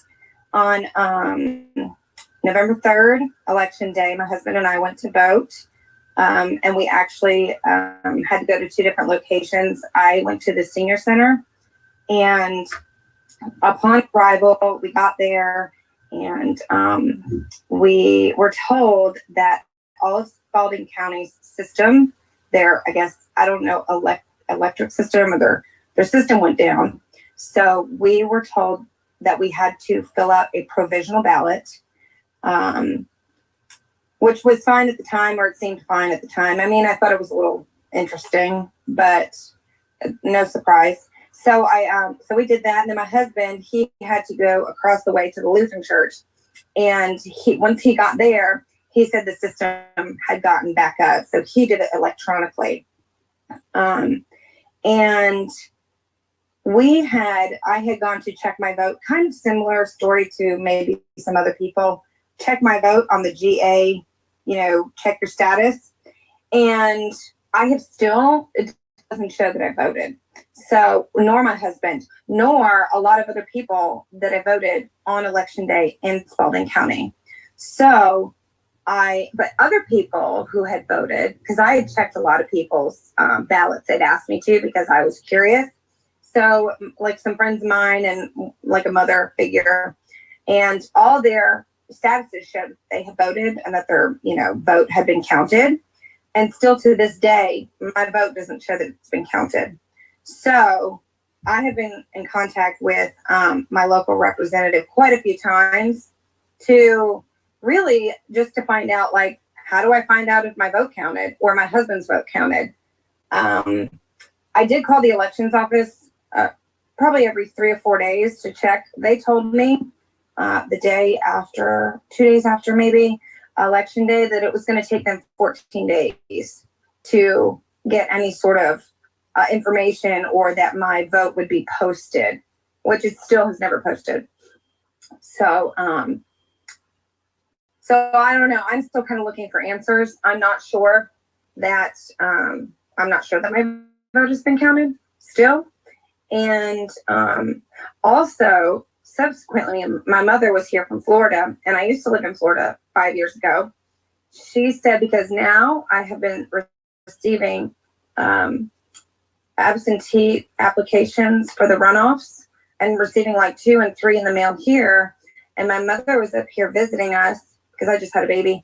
And she said, that's really funny because before the presidential election, you had received a ton of absentee ballots, applications down in Florida, which I just thought, to me, it's just an unsolicited, like I didn't ask for. I've never voted absentee ballot ever. The last time I voted was here in Griffin, or here in Spalding County. So it was just a little, again, odd to me. And I'm still kind of digging and trying to figure out where my vote is. And that's pretty much it. Well, thank you, and congratulations. I hear you say you just had a baby. Yes, thank you. Congratulations, y'all. Thanks again for being with us today. Is there anybody who has a question? I'm not seeing any. How do I? Yes, ma'am. Can I ask a question? Oh, do you sure. know? So sorry. How do I get more information, or where do I go? Who do I ask? Because to find out if my vote, where my vote is. Again, I said I called my state representative. I called the elections office, but I'm not making a little bit of headway. This seems like it's headway to me, like today, which I'm very grateful for. But I'm not very versed in all of this, but I'm also very curious as to where my personal vote is, selfishly. Molly, if you'll get a link, we'll email her, and my voter page is a good start. Representative Turner, you wanted to? Yeah, if I might, election day voting is not showing up on absentee. I believe the concern here is you're looking for an absentee ballot, and you're actually checking, or you're looking for an election day ballot that was cast, and you're looking on the absentee ballot page. Unless I'm misunderstanding, but that's the reason why you won't find an election day cast ballot on the absentee database. Okay, even if it's a provisional? Yes, ma'am. It's handled differently than an absentee. It's a different process, but you would be able to determine through asking your local elections office if your ballot counted. Can I go there in person? You can go there in person or call them or email them, and they'll be able to tell you the status of your vote. Okay, and they can show me because I want Yes, to ma'am. see it. Well, Okay. they won't be able to show you your personal ballot. That's your ballot. Not your ballot, but that you did cast a ballot. Yes, that's what I mean. Yes, ma'am. They'll be Okay. able to tell you that. Okay, thank you. You're welcome. Thank you, Representative Turner. Thank you, Ms. Balloon. Next, Representative Wynn had contacted me. I know we were asking for recommendations this week from committee members, and we had not received any from our Democratic colleagues, but she did contact me, and we had somebody from Fulton County that was a late ad, and so I wanted to ask, is it Miss Cooley? Cooney, I'm sorry, if she's with us, and I am. if she could testify. Please, you may proceed, Miss Cooney. Thanks for being with us. All right. Tell me what kind of remarks you would like from me, which I have not. Do you want recommendations? Do you want findings? Do you want a narrative?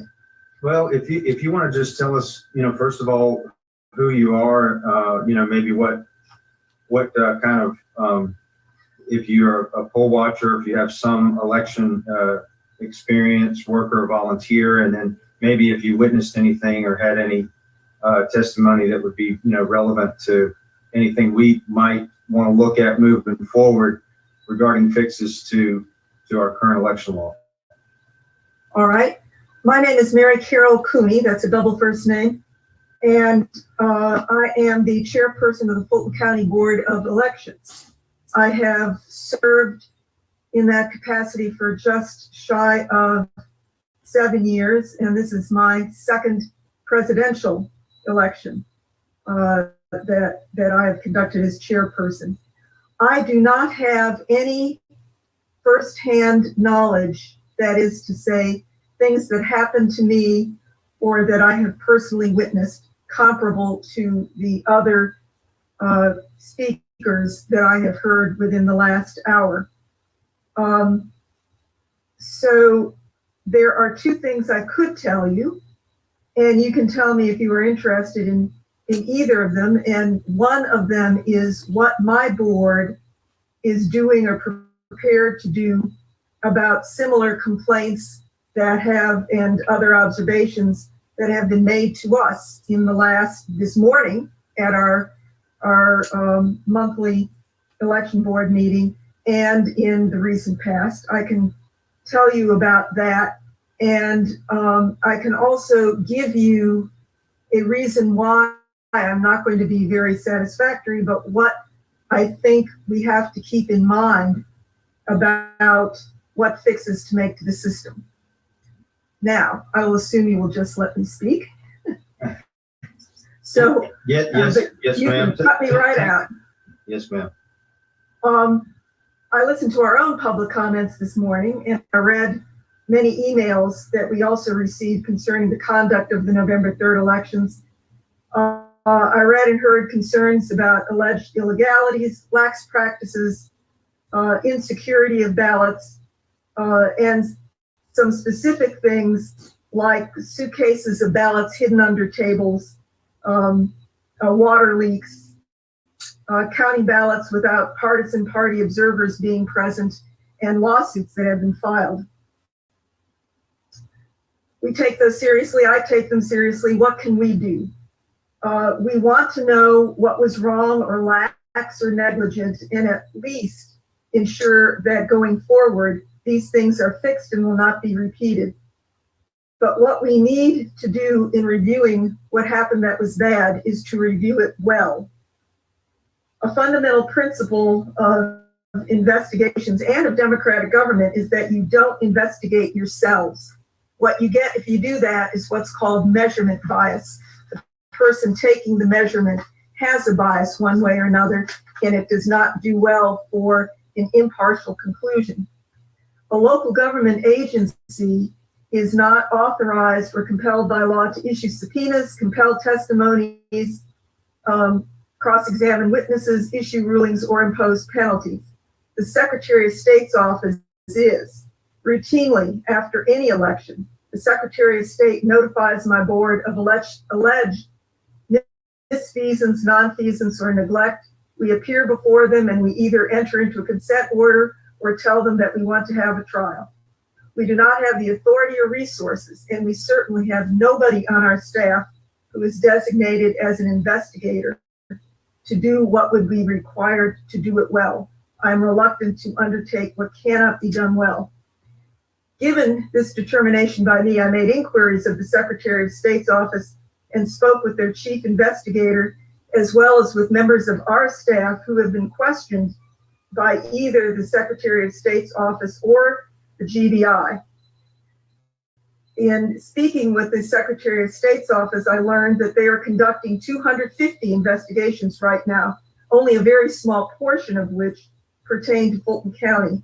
I asked specific questions about specific complaints brought to my attention and allegations made, and I was told as to each of them that they were under active investigation. This is where it should be. Moreover, I am informed that they are nearing the end of what they need to do, although I am not putting any deadlines on them. So I think that we are being investigated. We are being investigated by the entity that has that power and authority.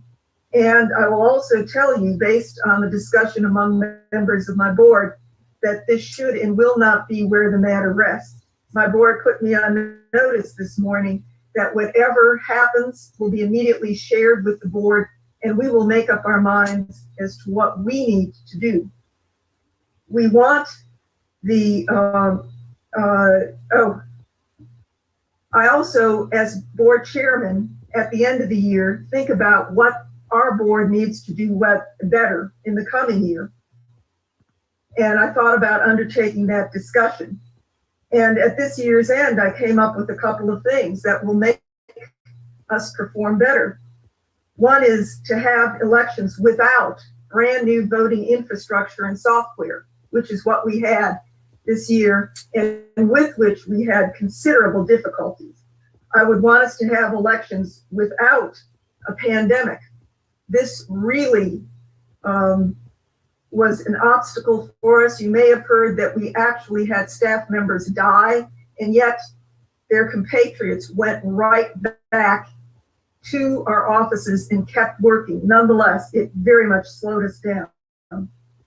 We would like elections without 100,000 voters deciding to use absentee ballots for the first time as facilitated by the state, but not facilitated and not put into place with any time or prior planning by us. All of these things would make elections better. There are things that you have heard, and I'm sure you will hear about illegalities, but I would ask you to consider the obstacles under which we operated and whether those obstacles can be alleviated in the coming year by some time to put procedures into place. That's it.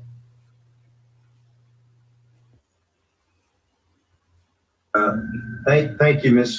Gundy. Do you mind if we take we take a couple questions? Sure. Chairman Powell, do you have a question? Thank you, Mr. Chairman. I don't have a question of this person testifying, but I would like to make a comment before we finish the day. Yes, we'll allow the committee members to enter some comments in before we adjourn. I know Secretary Williamson, you had a question? You're muted, sir. Thank you, Mr. Chairman. Ms. Carol Cooney, thank you for your testimony. Mine's a very simple question. Would you have any objection at all to having bipartisan signature observers for the signature verifications on inbound ballots in the upcoming election as requested by many members of the General Assembly? By bipartisan observers, I assume you are meaning two observers. Yes, ma'am. All right. We discussed that this morning. Easier said than done. Definite problems with getting it done for the January 5th election, and that comes down to money, time, and space. We will need to have twice as many observers as we have had in the last election. We will need to find them, put them in place, and we will need to ensure that they have enough space in the places that we have set up to do so. Now, do I know the answers as to whether those obstacles can be overcome? I do not, but I do know that they are real obstacles, and we need, well, as I said, I have a bias, and it is that if I'm going to undertake something, I want it done well. And it is not 100% certain at this time that we can do this in the near term. Do you have any objection at all into at least exploring that? Do you have any philosophical objection? It is being done as we speak. This was why I could not appear earlier. It was the subject of our discussion this morning. So you support the concept as long as the money and time and adequate spacing is available? I don't know why not at this time. But as with everything, I would like to have it in front of me. But we seriously discussed that, and there are several members of our board who really want to move forward with it, and I support them. Thank you. Representative Jones had a question, and then we'll move on to Mr. Favorito. Thank you, Chairman Blackman. Ma'am, thank you so much for your candor. It's actually highly appreciated. Your demeanor could have been completely different, but instead you were very open. So I thank you for that. My question is this: as this committee is reflecting on November 3rd, thinking about January 5th to Representative Williamson's question, and then also getting prepared to see what we should be doing to get prepared for 2022, given the fact that you head up the largest county within the state of Georgia, do you look at other states, other counties that are in similar size, similar demographics, and see who is basically doing the best practice to see what you could possibly bring to Fulton and maybe even recommend to the entire state? Or is that something that isn't necessarily done within your purview? It is not necessarily done within our purview. We have looked at agencies from other states, and let me tell you what I mean. The business of absentee by mail is actually pretty new to Georgia. I have discovered that it is really in the western states that those have been put into practice, places like Utah and Colorado. I have not spoken with the heads of local county election boards in those states or in others out west, but I have spoken to persons who have undertaken that function. And one of them, actually several of them, have said to me that it takes years to have a good absentee by mail function in place. And we have listened to them. Whether we accept what they say, we have not done yet, because we were, as I said a little bit earlier, kind of thrown into it in the middle. But we have spoken to them. When we hired our present elections director, I also became aware he was from Texas. We seem to be looking to people from the West. I found that in different regions of the country, there are different systems in place.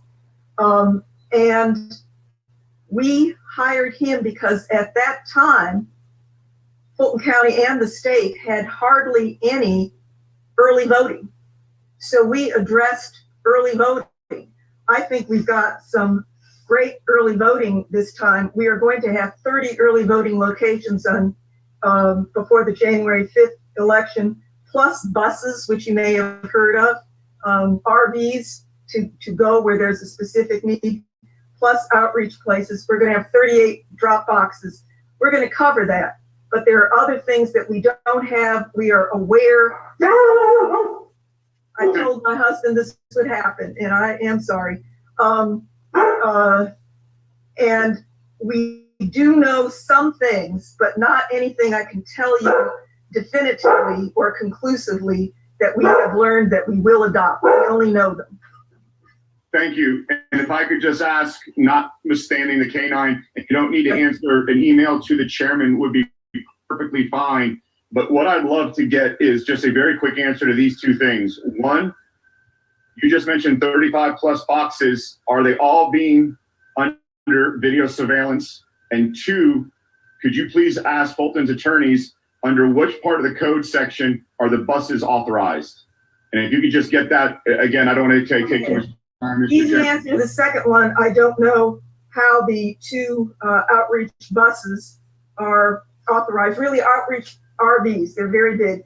RVs. First question about the drop boxes, there are 38 of those, and those are authorized under Rule 183-1-14-0.6-14 of the State Election Board rules, which is entitled Secure Absentee Ballot Drop Boxes, which lays it all out for us. Correct. I appreciate that. And if you could send that, I'm fully aware of that section. And if you could send things to the chairman, I would appreciate it. Thank you so much, ma'am. Thank you. Ms. Cooney, is that right, though? It's a mobile polling location?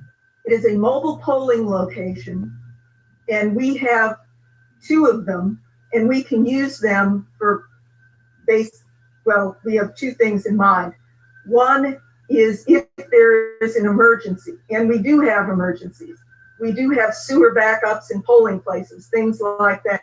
We can dispatch a bus there so that people can vote instead of simply being turned away. And also, if we are aware of very long lines, we can dispatch one of those RVs.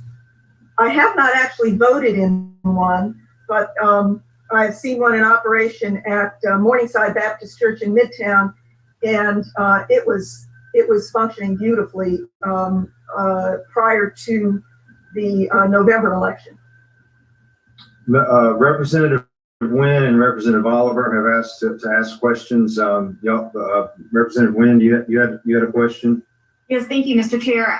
Ms. Cooney, I was just going to ask, there are a lot of allegations that were made about Fulton County elections, both in testimony in this committee today and all over the news cycle. So would you be willing to send the members of the committee in writing just the response that Fulton County has in regards to those specific allegations? You named some of them today, the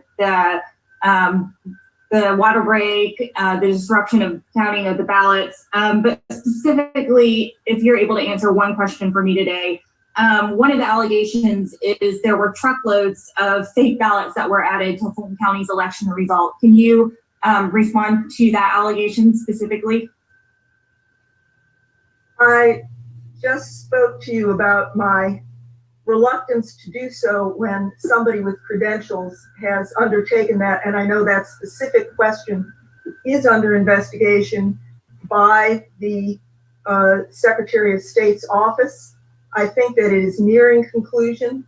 I will find out where it is, but the thing about the Secretary of State's office that is better situated than us is their ability to identify and talk to a number of witnesses, to review videotape, which may or may not have been doctored, and come to conclusions which we simply do not. But I will get you an answer to that.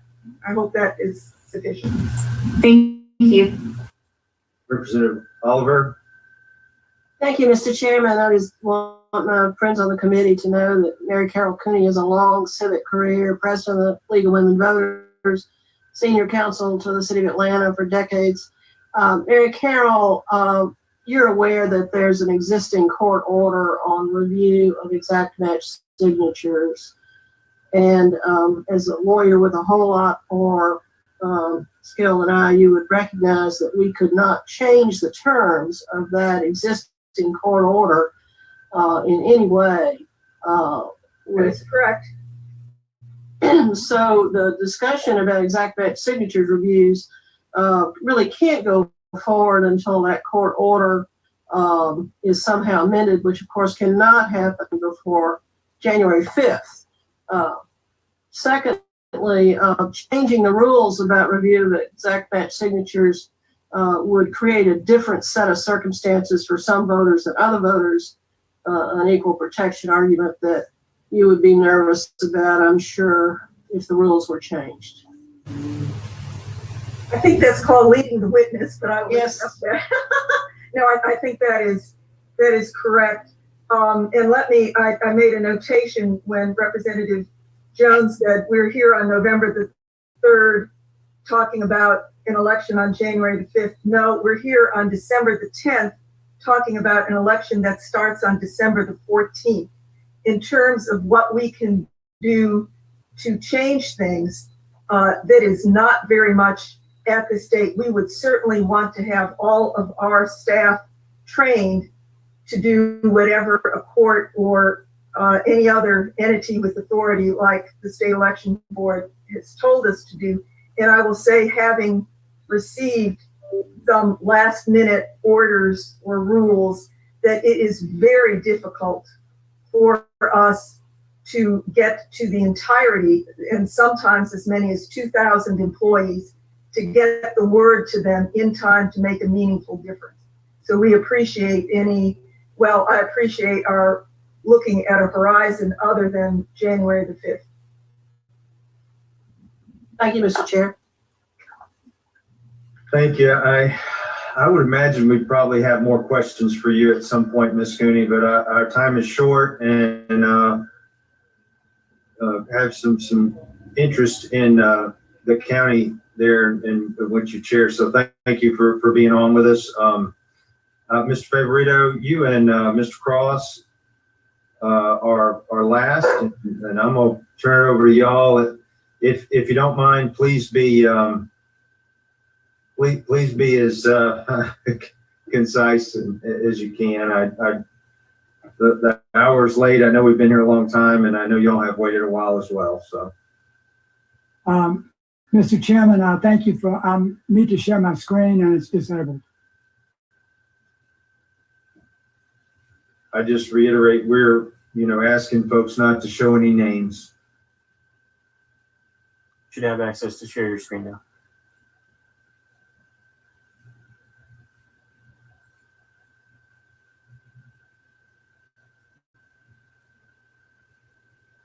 Mr. Chairman, I'm assuming that you can see my screen, and I appreciate happy to be back with you again this year. I'm going to be as fast as I possibly can. Most of you know me, Jan Barton. I'm a career IT professional, co-founder of Voter GA, and I'm also the elections director of the Constitution Party of Georgia. Voter GA is a nonpartisan organization that we've kind of led the election integrity movement here for 16 years. I think the real question that we need to answer today is is there compelling evidence of Georgia election fraud in the 2020 general election? That's what I think we should be here for. Just to recap, how did we get here very, very quickly? On one slide, I wrote to the Secretary of State and system evaluators back in 2002 that they were evaluating possibly unconstitutional systems that could not produce verifiable, auditable, and recount capable results. The General Assembly legalized voting that could not be audited back then, and the Secretary of State ignored warnings to purchase the Debo DRE system. In 2009, the Georgia Supreme Court denied our constitutional claims.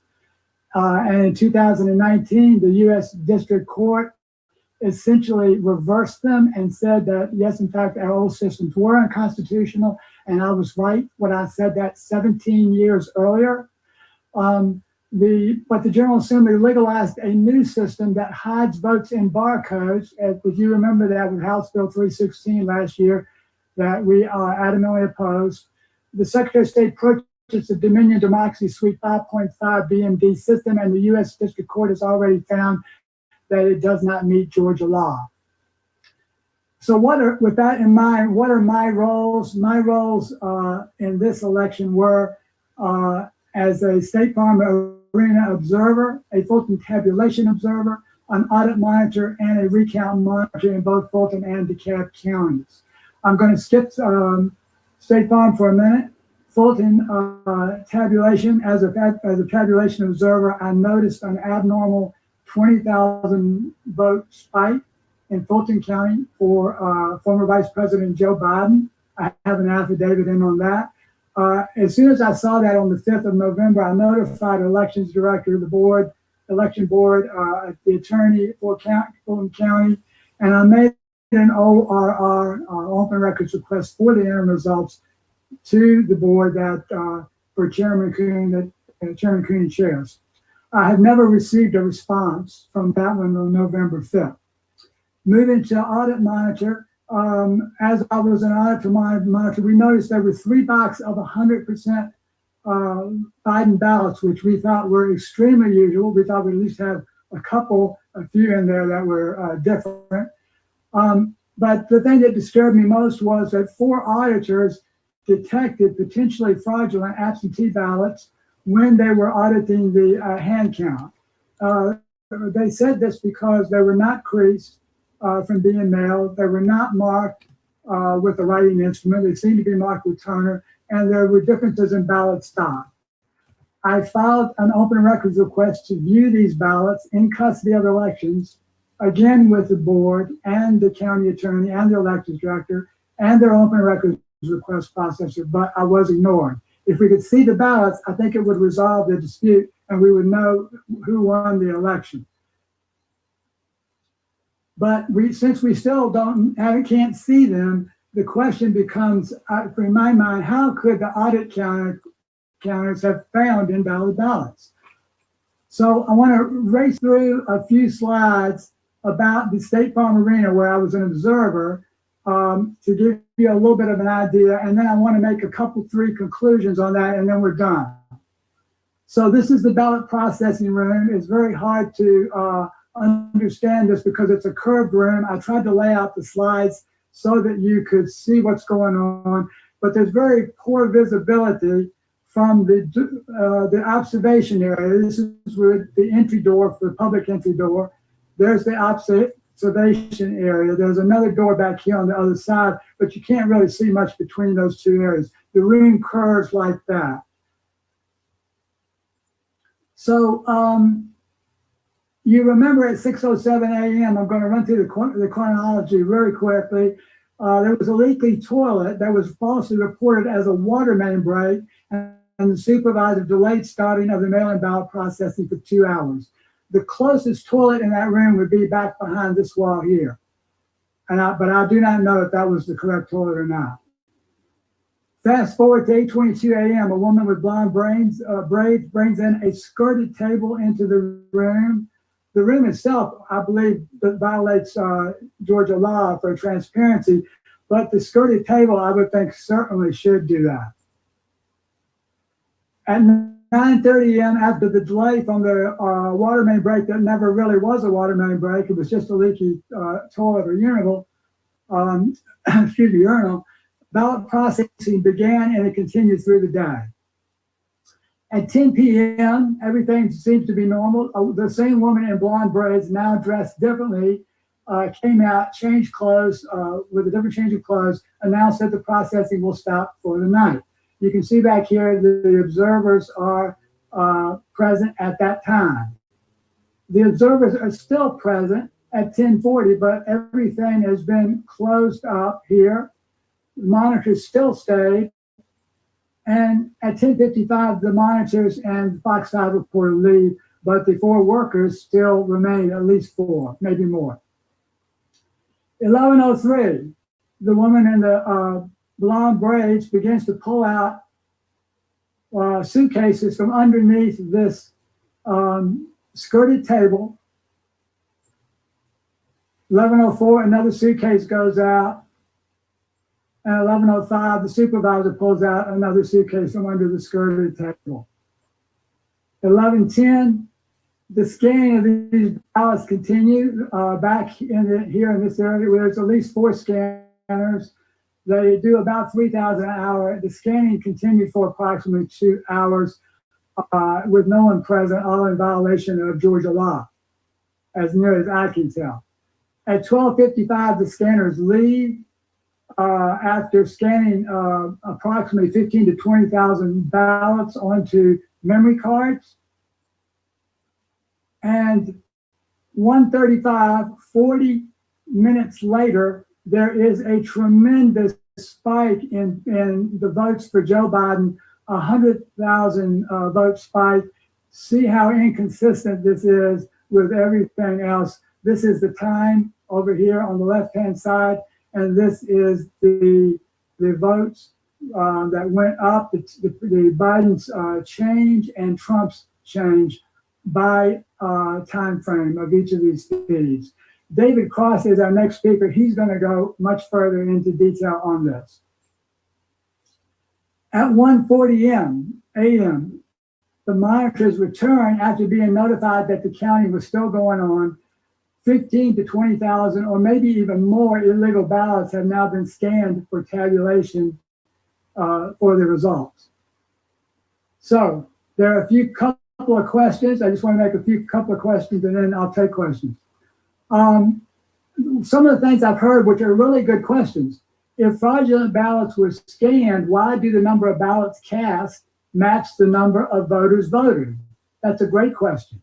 Well, first of all, they didn't actually balance. Fulton was out of balance by 300 plus.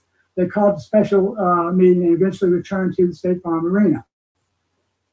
Some other considerations as to why these might eventually balance. The ballot processing supervisor controls the absentee ballot tracking list. I don't think you should have the ballot processing supervisor controlling the ballot tracking list. That's a security issue. You might remember many people came to the polls and they were told that they had already voted by absentee ballot. It's pretty easy. I'm not being accusatory, but it's pretty easy to check somebody off the list if you wanted to insert a ballot.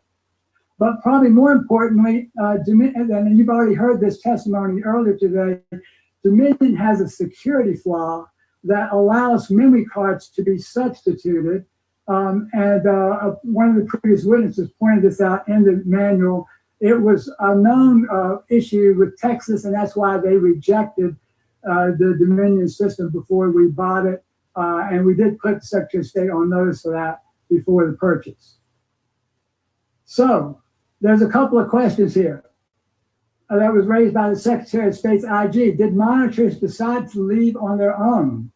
The video shows that the processing cease announcement, it shows it was clearly made. We can go back and look at that further if you want to. There are 2 affidavits from the monitors who confirmed that announcement. The scanning stopped before the monitors left. You saw that on the video. And the monitors returned after finding out the counting continued. Another thing that we've heard from the Secretary of State's office is that this is normal ballot processing. Well, I beg your pardon, skirted tables are not normal ballot processing. We didn't see any skirted tables in the audit or the recount that I can recall. Ballots are not hidden under tables. The normal process is they get them from the wall. You saw the wall. I can go back and show you that a little bit more later if you want to see it. But in the interest of time, I'm moving as fast as I can. These ballots do not appear to me to be in standard suitcases. Most of the absentee ballots I saw as an observer were in boxes. They were not in suitcases. In fact, all that I can recall. The ballots were scanned onto memory cards after the monitors had left. That's a direct violation of Georgia law. I don't think anybody's going to refute that. And of course, even the curvature of the room is an issue, of obstructive view. So our question really is, why is the Secretary of State's office in a cover-up over this? And I'm going to avoid getting into the history of the false information that the Secretary of State has issued over the last few years. You might remember they said that these machines would cost less than hand-marked paper ballots. I think Fulton County can attest to the fact that that was not true. So that leaves us with a serious question now. I'm going to sum up with the compelling evidence, and I'll let you, everybody can make their own decision. But the auditors, we have 4 affidavits of auditors that claim they made fraudulent ballots. I know all these people, I've seen them, and I have their affidavits. The monitors were told that the processing would stop, but it continued. There's 2 affidavits sworn for that one. The election feed shows a huge spike in Biden votes after the ballots processed. You've got 2 affidavits on that. David is going to talk to that election line fee a lot more. I think you'll be interested in that. Fulton County show us the ballots to resolve the issue. And I've put in the open records request to do that. That would solve the problem. We could find out who won for sure, and everybody would be satisfied. It would either be, one of the other 2 candidates. You got the video evidence. We looked at that, and you might want to check this out. But there is one of the ladies who's on in the video has literally confessed to this on social media and prayed for forgiveness and told the public she's lying up. Now, I don't know if that is an accurate account, but it looks to me to be accurate. You can decide for yourself. I don't trust everything on social media, obviously, but it looks real to me. So I want to give you my nonpartisan perspective in conclusion. I think y'all know me very well. I fought against this bill last year with everything I had, the House Bill 316. I joined with all the Democrats who opposed that bill. They were absolutely right. And I didn't vote for either one of these 2 candidates. We, as a Constitution Party representative, we ran our own write-in candidate. We couldn't get the candidate on the ballot because they wouldn't allow it. But I didn't vote for either one of these 2 candidates. I don't have a dog in this hunt.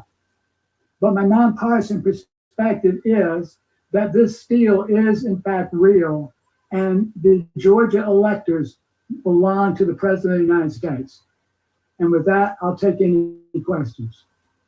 Mr. Cross, we'll do a couple of questions. We're long here. Mr. Cross, do you have something that you can share in a couple minutes time, sir? Yes, very quickly. I need to share my screen. Can we share his screen?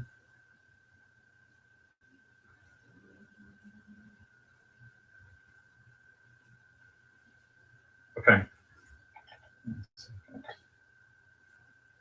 Okay.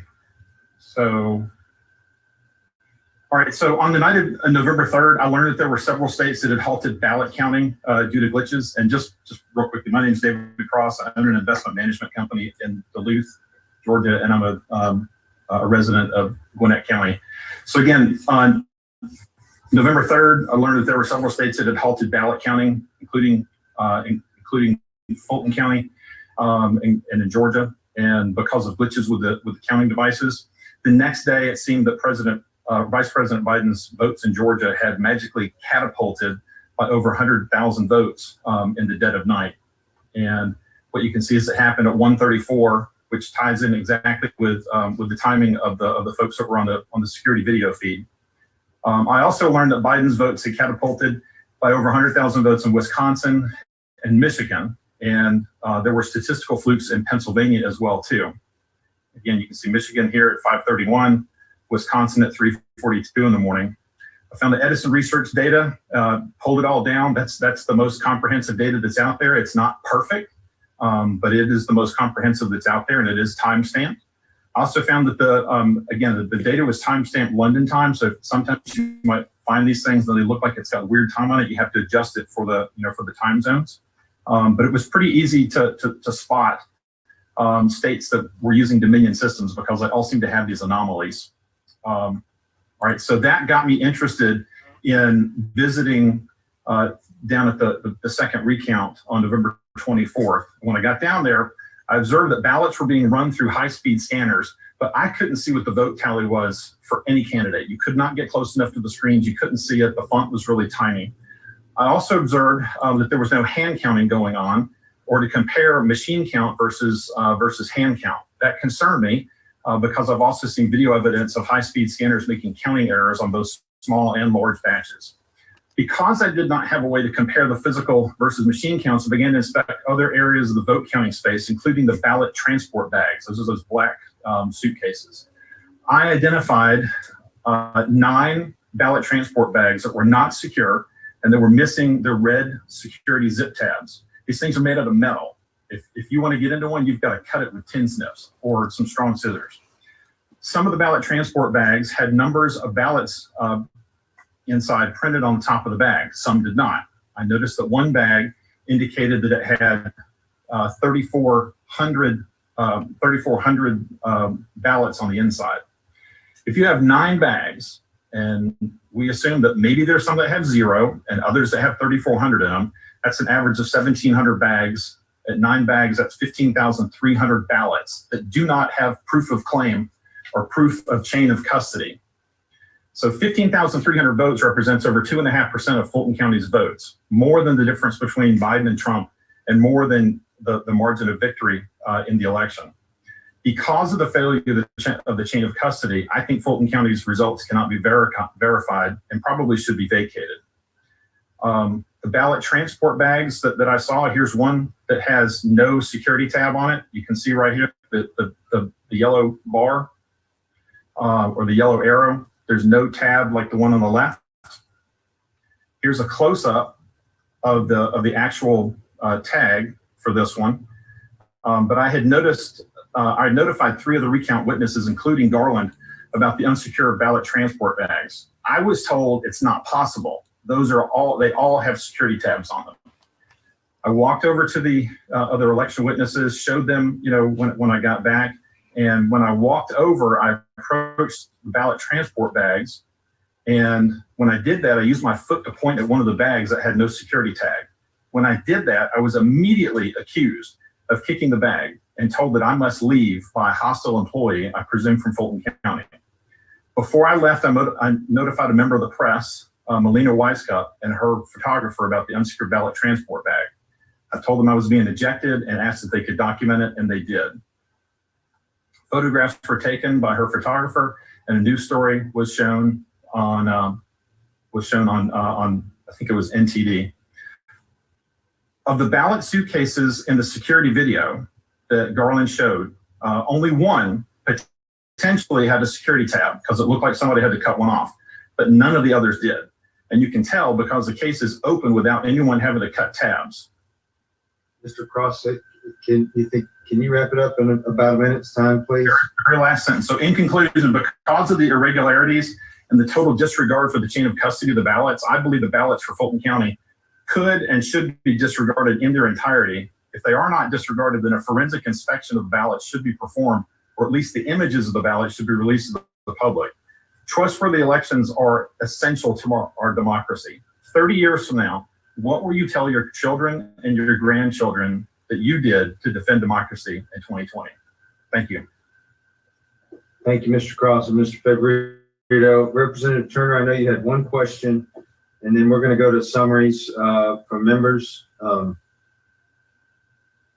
Yeah, my question's for Mr. Favorito. Mr. Favorito, if you wouldn't mind sharing your screen again and pulling up your slide set and go specifically to the slide where the unnamed lady is pulling the skirted table out onto the floor. Yes, give me just a second. I'll close that out.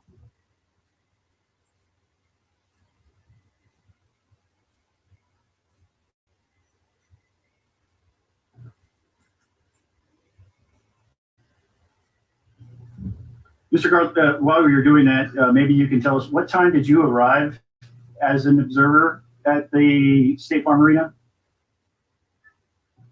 I was there twice, but I am not testifying to that.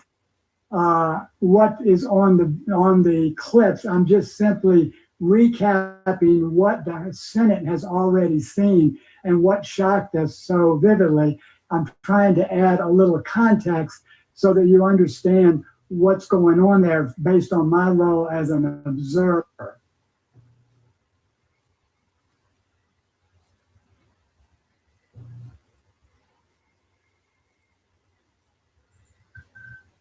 So I'm just about ready to come back up here.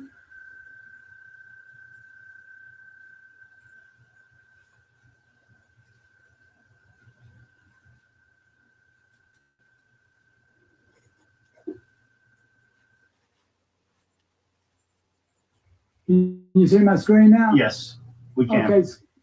So Representative Turner, where did you want to go to?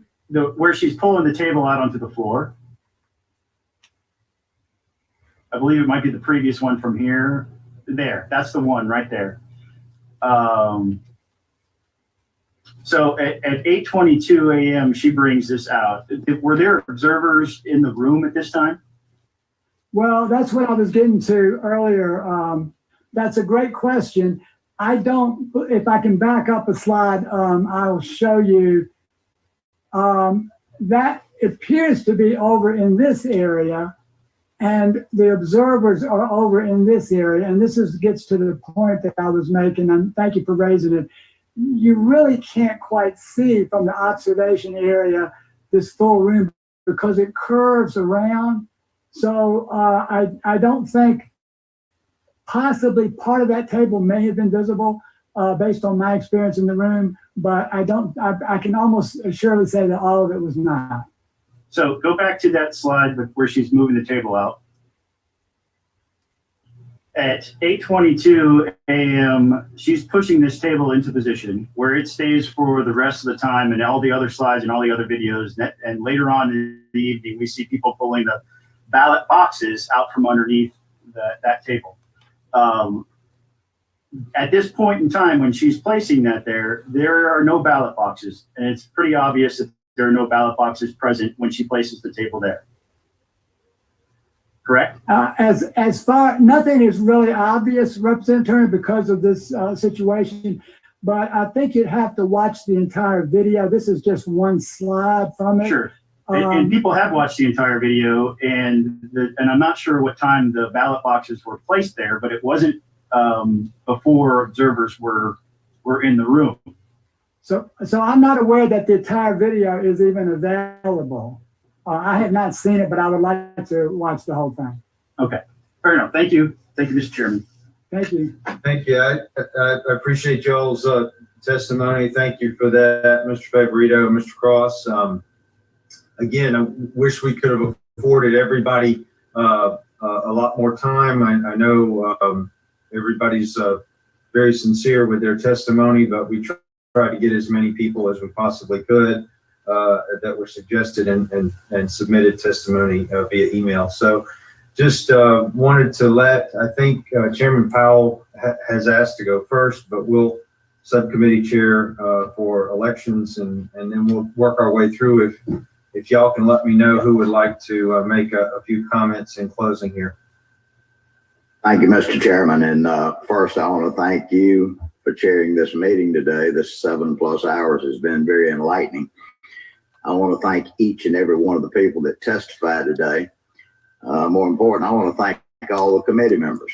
At the start of this discussion this morning, I had resolved myself that we needed an audit. There has not been an audit done. There's only been a recount, but there's been no actual audit done on what I perceive as the #1 area that needed to be looked at, and that was these absentee mail-in votes. For the last 5 weeks, myself, as well as most of the members of the legislature, has heard from constituents. There's been every type of conspiracy theory in the world, and I have tried to keep my mind open until I could see some evidence. That's the reason that I put so much strong faith that we do need a professional audit done. But after hearing a lot of the testimony today, that audit needs to be a step further. Not only is there a need for an audit if we can figure out who is the responsible party that can prompt such an audit, whether it takes a order from a superior court judge or otherwise, but it needs to be done. And it needs to be done post haste. But after the testimony that I have heard today, I'm even more decided that possibly that we also need to have a GBI investigation needs to be called in. One on the tape on the arena business, but also as a separate independent set of eyes, but also an audit to look at these absentee ballots, because you don't just pull hundreds of ballots out that have no creases in them. These ballots are mailed in and they're folded and placed in the envelope and signed.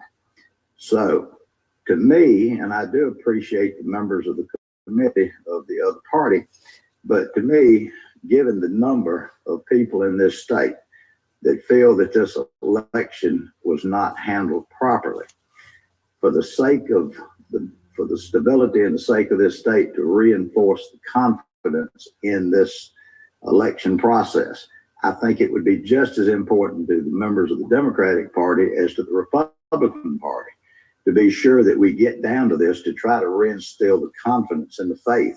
If not, there'll be an ongoing and continual fight from hereafter. Now, that being said, anybody that can hear what I'm saying that has a legal mind to tell me what would be the process that we need to call for a verifiable audit of these ballots that I've referred to, the absentee ballots. And secondly, to call in the GBI investigation on several of these things that need to be addressed from a separate independent audit, because this is just as important as any other type of public safety matter, because this is a basis in the foundations of our democracy. Mr. Chairman, we'll work on getting those to you. I know that a number of different bodies have requested that similar ballot envelope audit, and then we can try to differentiate, some of the testimony as to what might need further follow up. If I may add one last question to the chair. Yes, sir. There was such a flood of information that came out today that needs to be verified. Not that I don't believe anyone, but I do believe in truth, but verified.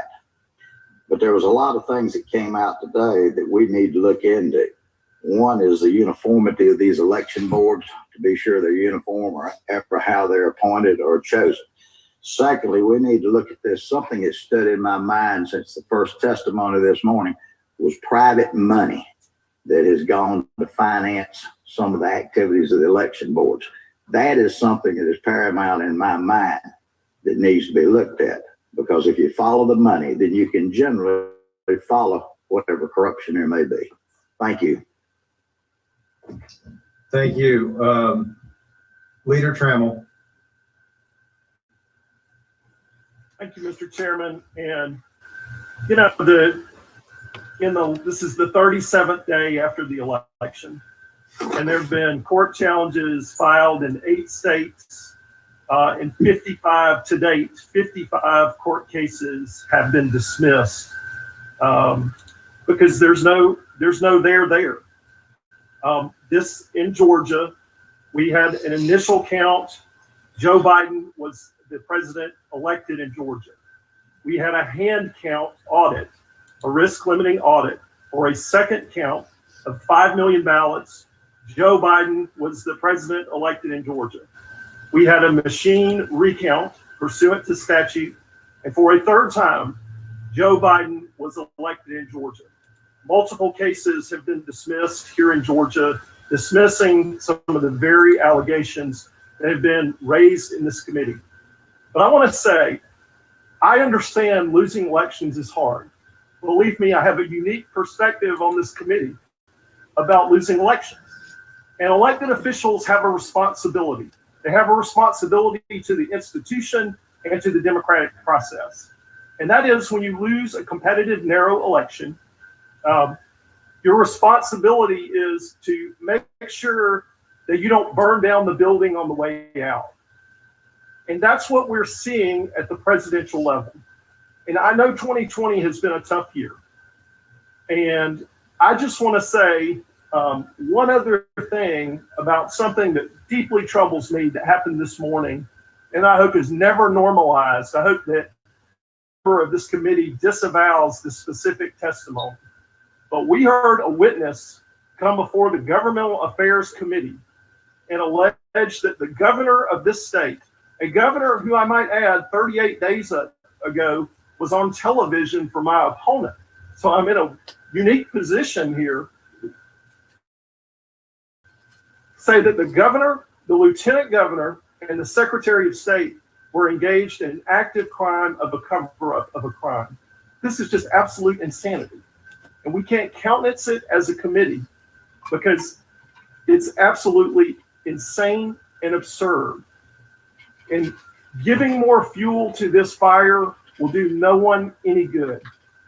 So I won't be there when you take up these in 2021, but I would say this, that changing the rules simply because you lose an election is not good policy. And with that, Mr. Chairman, I yield for the final time.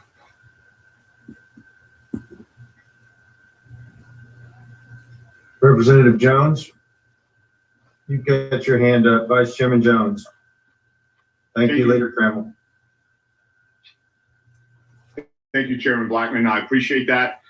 There are two things that I'd like to cover very quickly. I know everyone wants to basically be able to adjourn, but there's two things. I'll send it via email if you're interested.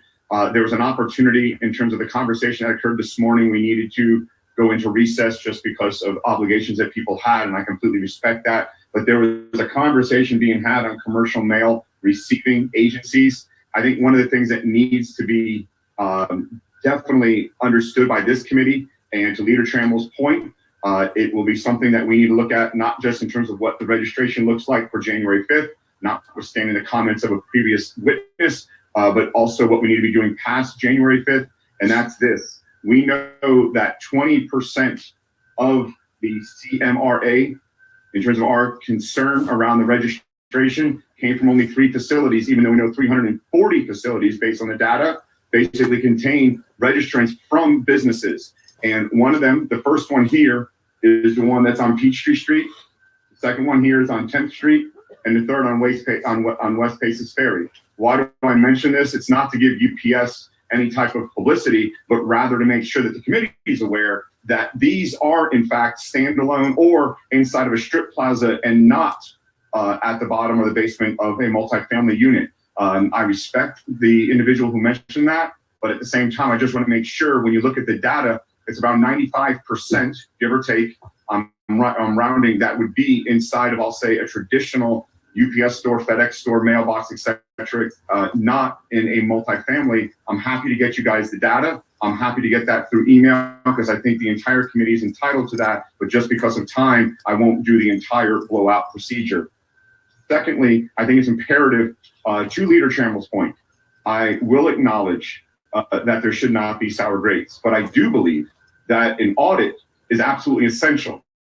Every business audits every year, at least those with good business practices. And I think in this case, I think it is good to take a look back and understand what went right, what went wrong, and what can we improve. And I think that's imperative. So as I look at it, if you look at the data, and I want to thank individuals out of Forsyth County who have helped me put this together, it's imperative that we look at the registration process, and it's imperative that we look at mail. And the reason we have to look at the registration process is because we have a significant challenge with basically the national change of address. When you look at what occurred over the past 10 years, we have seen a move from active to inactive based on the NCOA. We have seen that traditionally on a monthly basis, especially over the past 24 months. We have seen that, 24 months prior to April 19th, April 2019, you saw approximately 4,200 people come off of active into inactive based on the NCOA permanent address change outside of the state. That dropped precipitously in April of 2019, down to about 100 to 150 per month.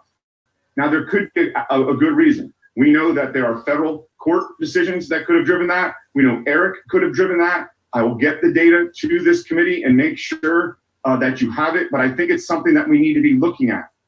I think the second thing we need to be looking at is we know that based on the ballot request forms that were sent out by the Secretary of State, about 6.9 million, we know that about 25,000 of those had put in permanent address changes outside the state but still voted.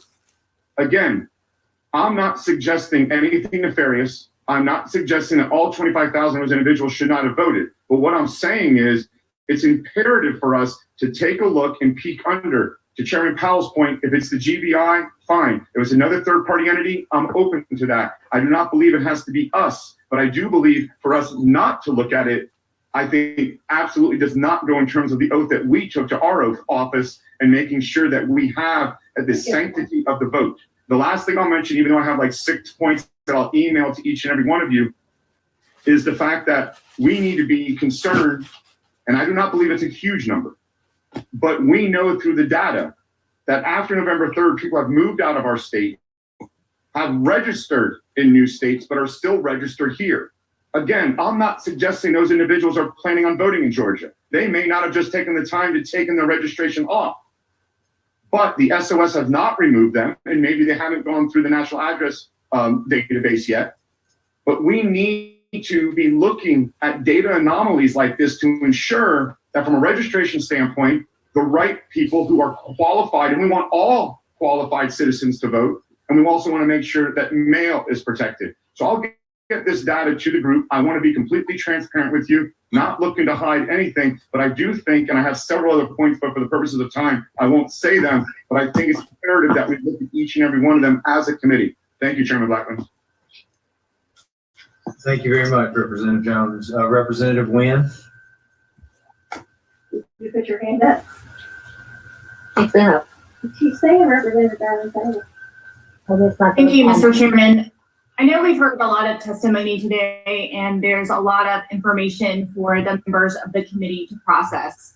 But I do want to be clear about the testimony that we have heard today, which has been unsubstantiated and rejected in courts all across our country, including in Georgia, and including by judges that were appointed by the president.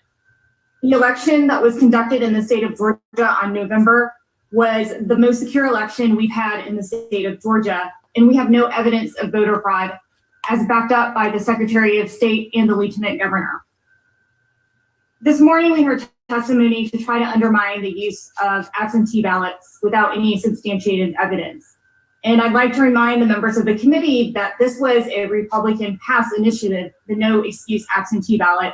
I know Chairman Powell didn't vote for it, but there are sitting members of our Republican legislature, including on this committee, who did vote to pass that.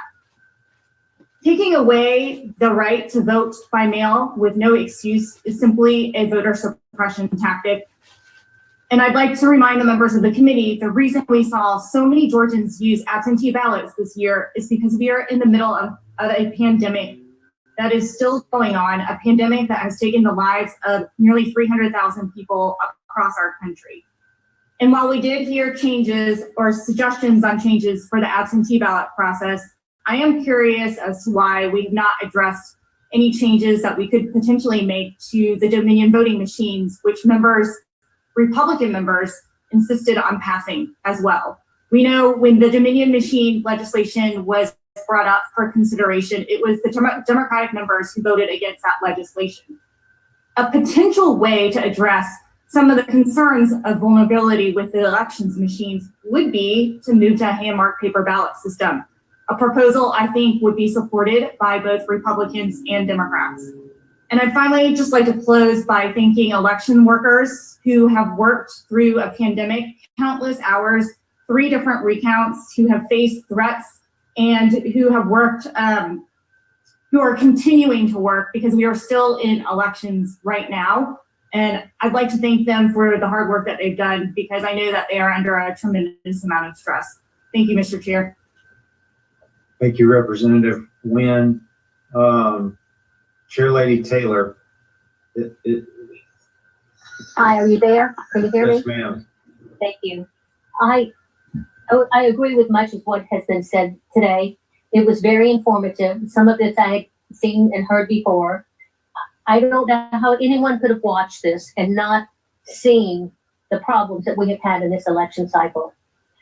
There are many things that we need to do. I have a lot of questions, particularly for me, is the mobile voting, this outreach. I would like to know why this wasn't offered in other counties. Perhaps it was. Who paid for it? Were there bipartisan people on this van that went? Did they vote by machine? How is the eligibility check? There are so many questions in that. But for me, I live in rural communities where it is very difficult. And during a pandemic, for people to come in, we had a large increased number in our ballots. But I will tell you, if my small rural counties can do it correctly without these problems, I don't understand why we can't run a ballot in a larger community that has so many more assets and resources than we have in rural Georgia. To walk away from this now, I don't think any of us can. At this point in time, I think we need to learn more. And I think there's a lot more thought that needs to be into this. Frankly, I would like to see better security. I think that we need to have our GBI when they are counting ballots. I think we need to have a better security on those facilities. The watchers need to be able to watch and monitor. Too many things were hidden. I don't think this is what the people of Georgia expect in their voting. And I think it's going to be up to us to see that it can be fixed. We may not be able to fix it, of course, for this coming election that's coming up. But before we have another general election, it's going to be up to this committee. I do honor everyone that has voted, every person that has worked on this whole process. We've had dedicated people, staff, agencies, and local poll workers. Everyone has put their heart in it. We value our vote more than anything else in this country, and we've got to see that it's protected. Thank you, Mr. Chairman. Thank you, Madam Chair. Representative Shannon.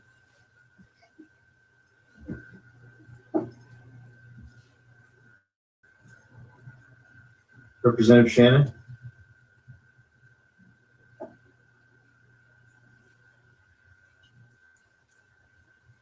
Okay, we'll come back to Representative Shannon. She may have stepped away from her computer. No, I waived, Mr. Chair, because Representative Trammell Wynn covered everything. But thank you. Thank you. Representative Williamson? You're muted.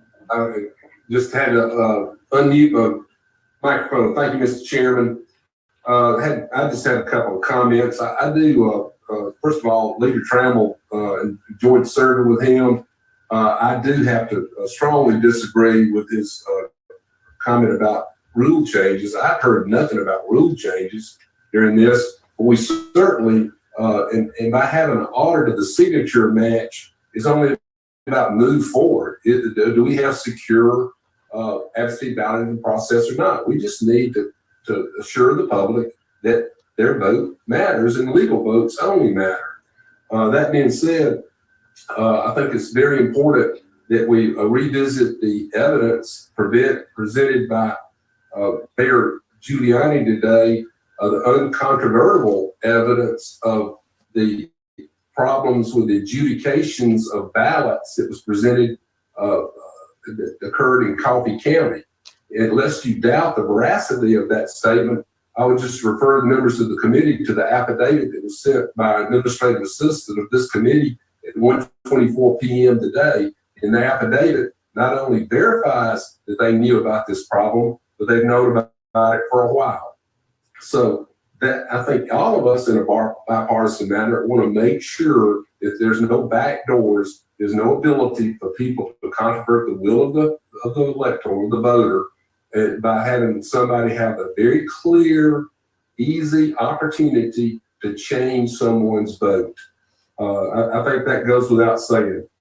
So I would like to stress that on that note, that at some point when this committee issues a final committee report, I personally would like to have a mandated hand count in the upcoming election of paper only. We can use the ballot marking devices because the voter is able to verify on that piece of paper their intent, but drop that in the box. Do not use the scanners in this case, and do the same hand count of the of the absentee ballots, all of which should be confirmed by bipartisan watchers of every single ballot being counted. But that's my firm hope the committee would move forward and assure the people of Georgia that we have fair elections with only legal votes being counted. Thank you, Mr. Chairman, members of the committee.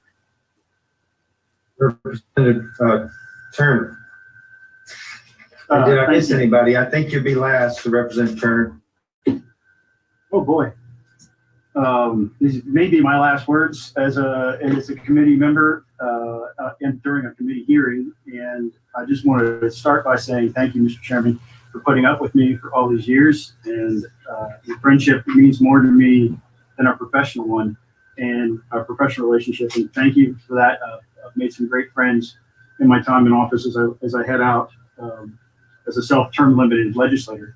I'm in a unique position in that I'm the only Republican in the entire General Assembly and the House or the Senate that voted against HB 316, the bill that brought the Dominion voting machines to Georgia. Now, I'm also the guy who started this debate when I started working on bringing paper ballots back to Georgia 6 years ago and dropped the first bill 5 years ago to that effort, and was happy to see that we were moving to paper ballots.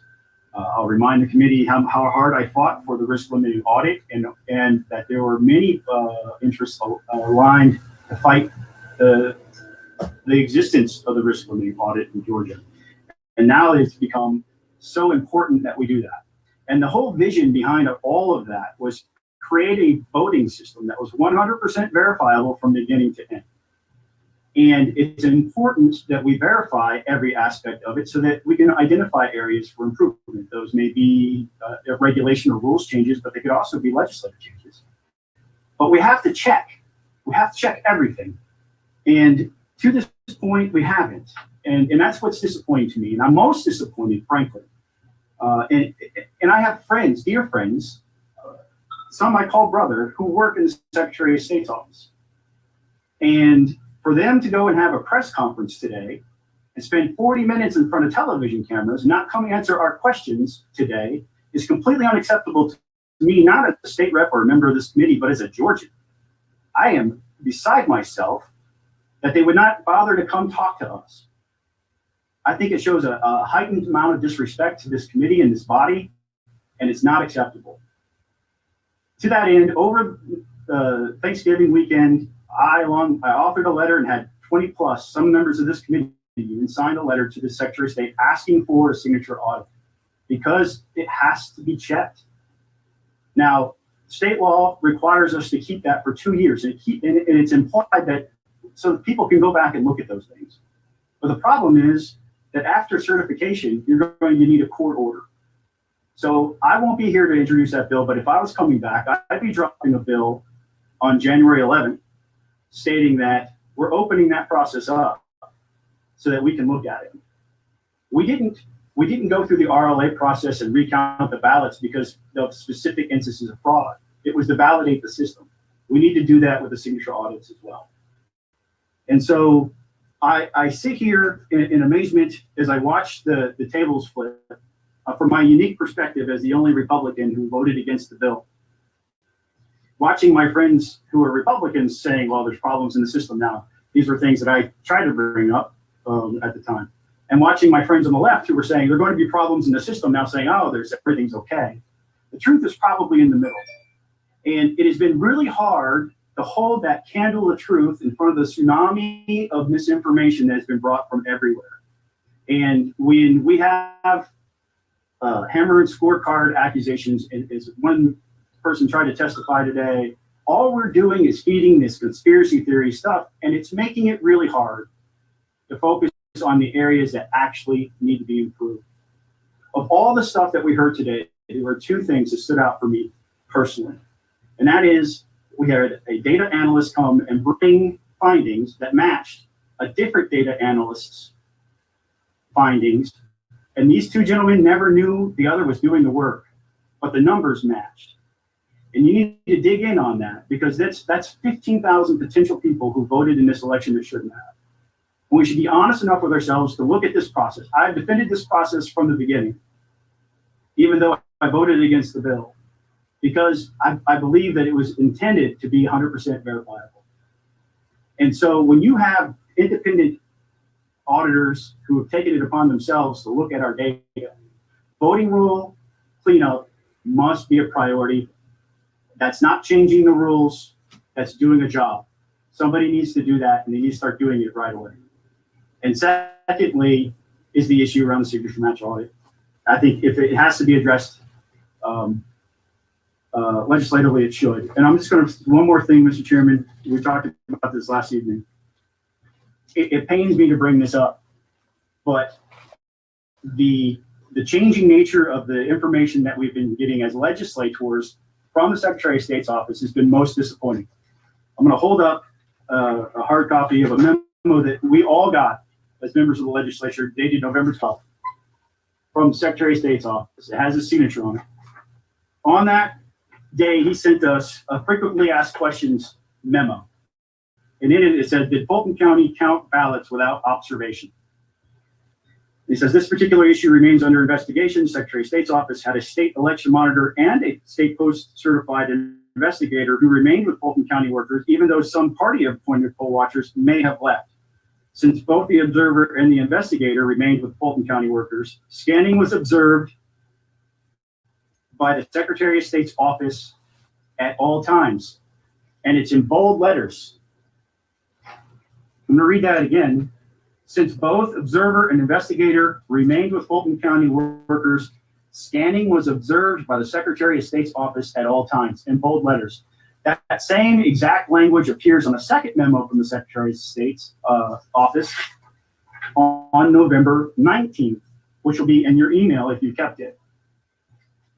Then the video comes, and there's no observer in the video. Now, I have some other issues with the video that shows at State Farm Arena where the observers were out of the room and the ballot counting resumed. I don't think that is as inflammatory as people have seen it to be, but this is my problem with it. There was nobody from the Secretary of State in that video when they restarted counting. And we were told twice, and I repeated this in public multiple times because I believe the Secretary of State's office when they told us that there was an investigator and an observer from the office at all times, because I had gotten it twice from their office. The video comes out, he's not there. They send another email to the legislature on December 4th, debunking the claims in the video from the Senate testimony. At the very last paragraph, this is what it reads. There was about an hour that workers scanned ballots before a state monitor arrived, but video shows those moments. They changed the story without even acknowledging that they changed the story. And that damages credibility. We have to be better than that. We have to be better than that. When I saw that, I was like, that doesn't add up. And it doesn't make sense. So I started doing some even more research, and I found this factcheck.org statement that the headline is video doesn't show suitcases of illegal ballots in Georgia, which, by the way, the word suitcases is an inflammatory term. It's very obvious for a casual observer that those are ballot boxes that look just like every other ballot box in Georgia. But that being said, what was most disappointing to me was this part of the statement. In a statement to PolitiFact or to factcheck.org, the Secretary of State's office, quote, we have launched an investigation into why monitors from political parties left before scanning ended. The Secretary of State's office said in this statement, while it was their right to leave early, we want to make sure they were not misled into thinking scanning had stopped for the night when it had not. Nothing we have learned from the independent monitor or our investigation has suggested any improper ballots were scanned. The monitor, who agreed to be interviewed on the condition of not being named due to death threats faced by election workers, told us he was in the room from about 8:15 p.m. and when he left and returned at 11:52. It doesn't take a whole lot of math to realize that's a lot longer than 1 hour. And then, this is the best part, the Deputy Secretary of State told factcheck.org that the monitor was not required to be there at all times, but she instructed him to return after hearing the news outlets that the county was going to cease counting for the night. This means that the Deputy Secretary of State knew the entire time that there was not an observer in the room when ballot scanning was happening, and they sent 2 memos to us saying that there was. The story doesn't add up. Somebody isn't telling the truth. And it's not acceptable, Mr. Chairman. And I'm sorry I won't be here to help clean up this mess, but there it is. Thank you, Representative Turner. I do want to thank everybody for their service to this committee. Thank you for your patience. And this was a very long day. And obviously, elections can be very intense regarding their discussion. But the people I've talked to, and friends of mine and others, they know that the person they want to win is not always going to win. They just want to know the person that does win the election is the one who got the most legally and legitimately cast votes. So let's continue to work towards that end. Thank you again, all of you. Again, this is our first meeting of this particular investigation, not our last. Have a good evening. God bless. We stand. What do you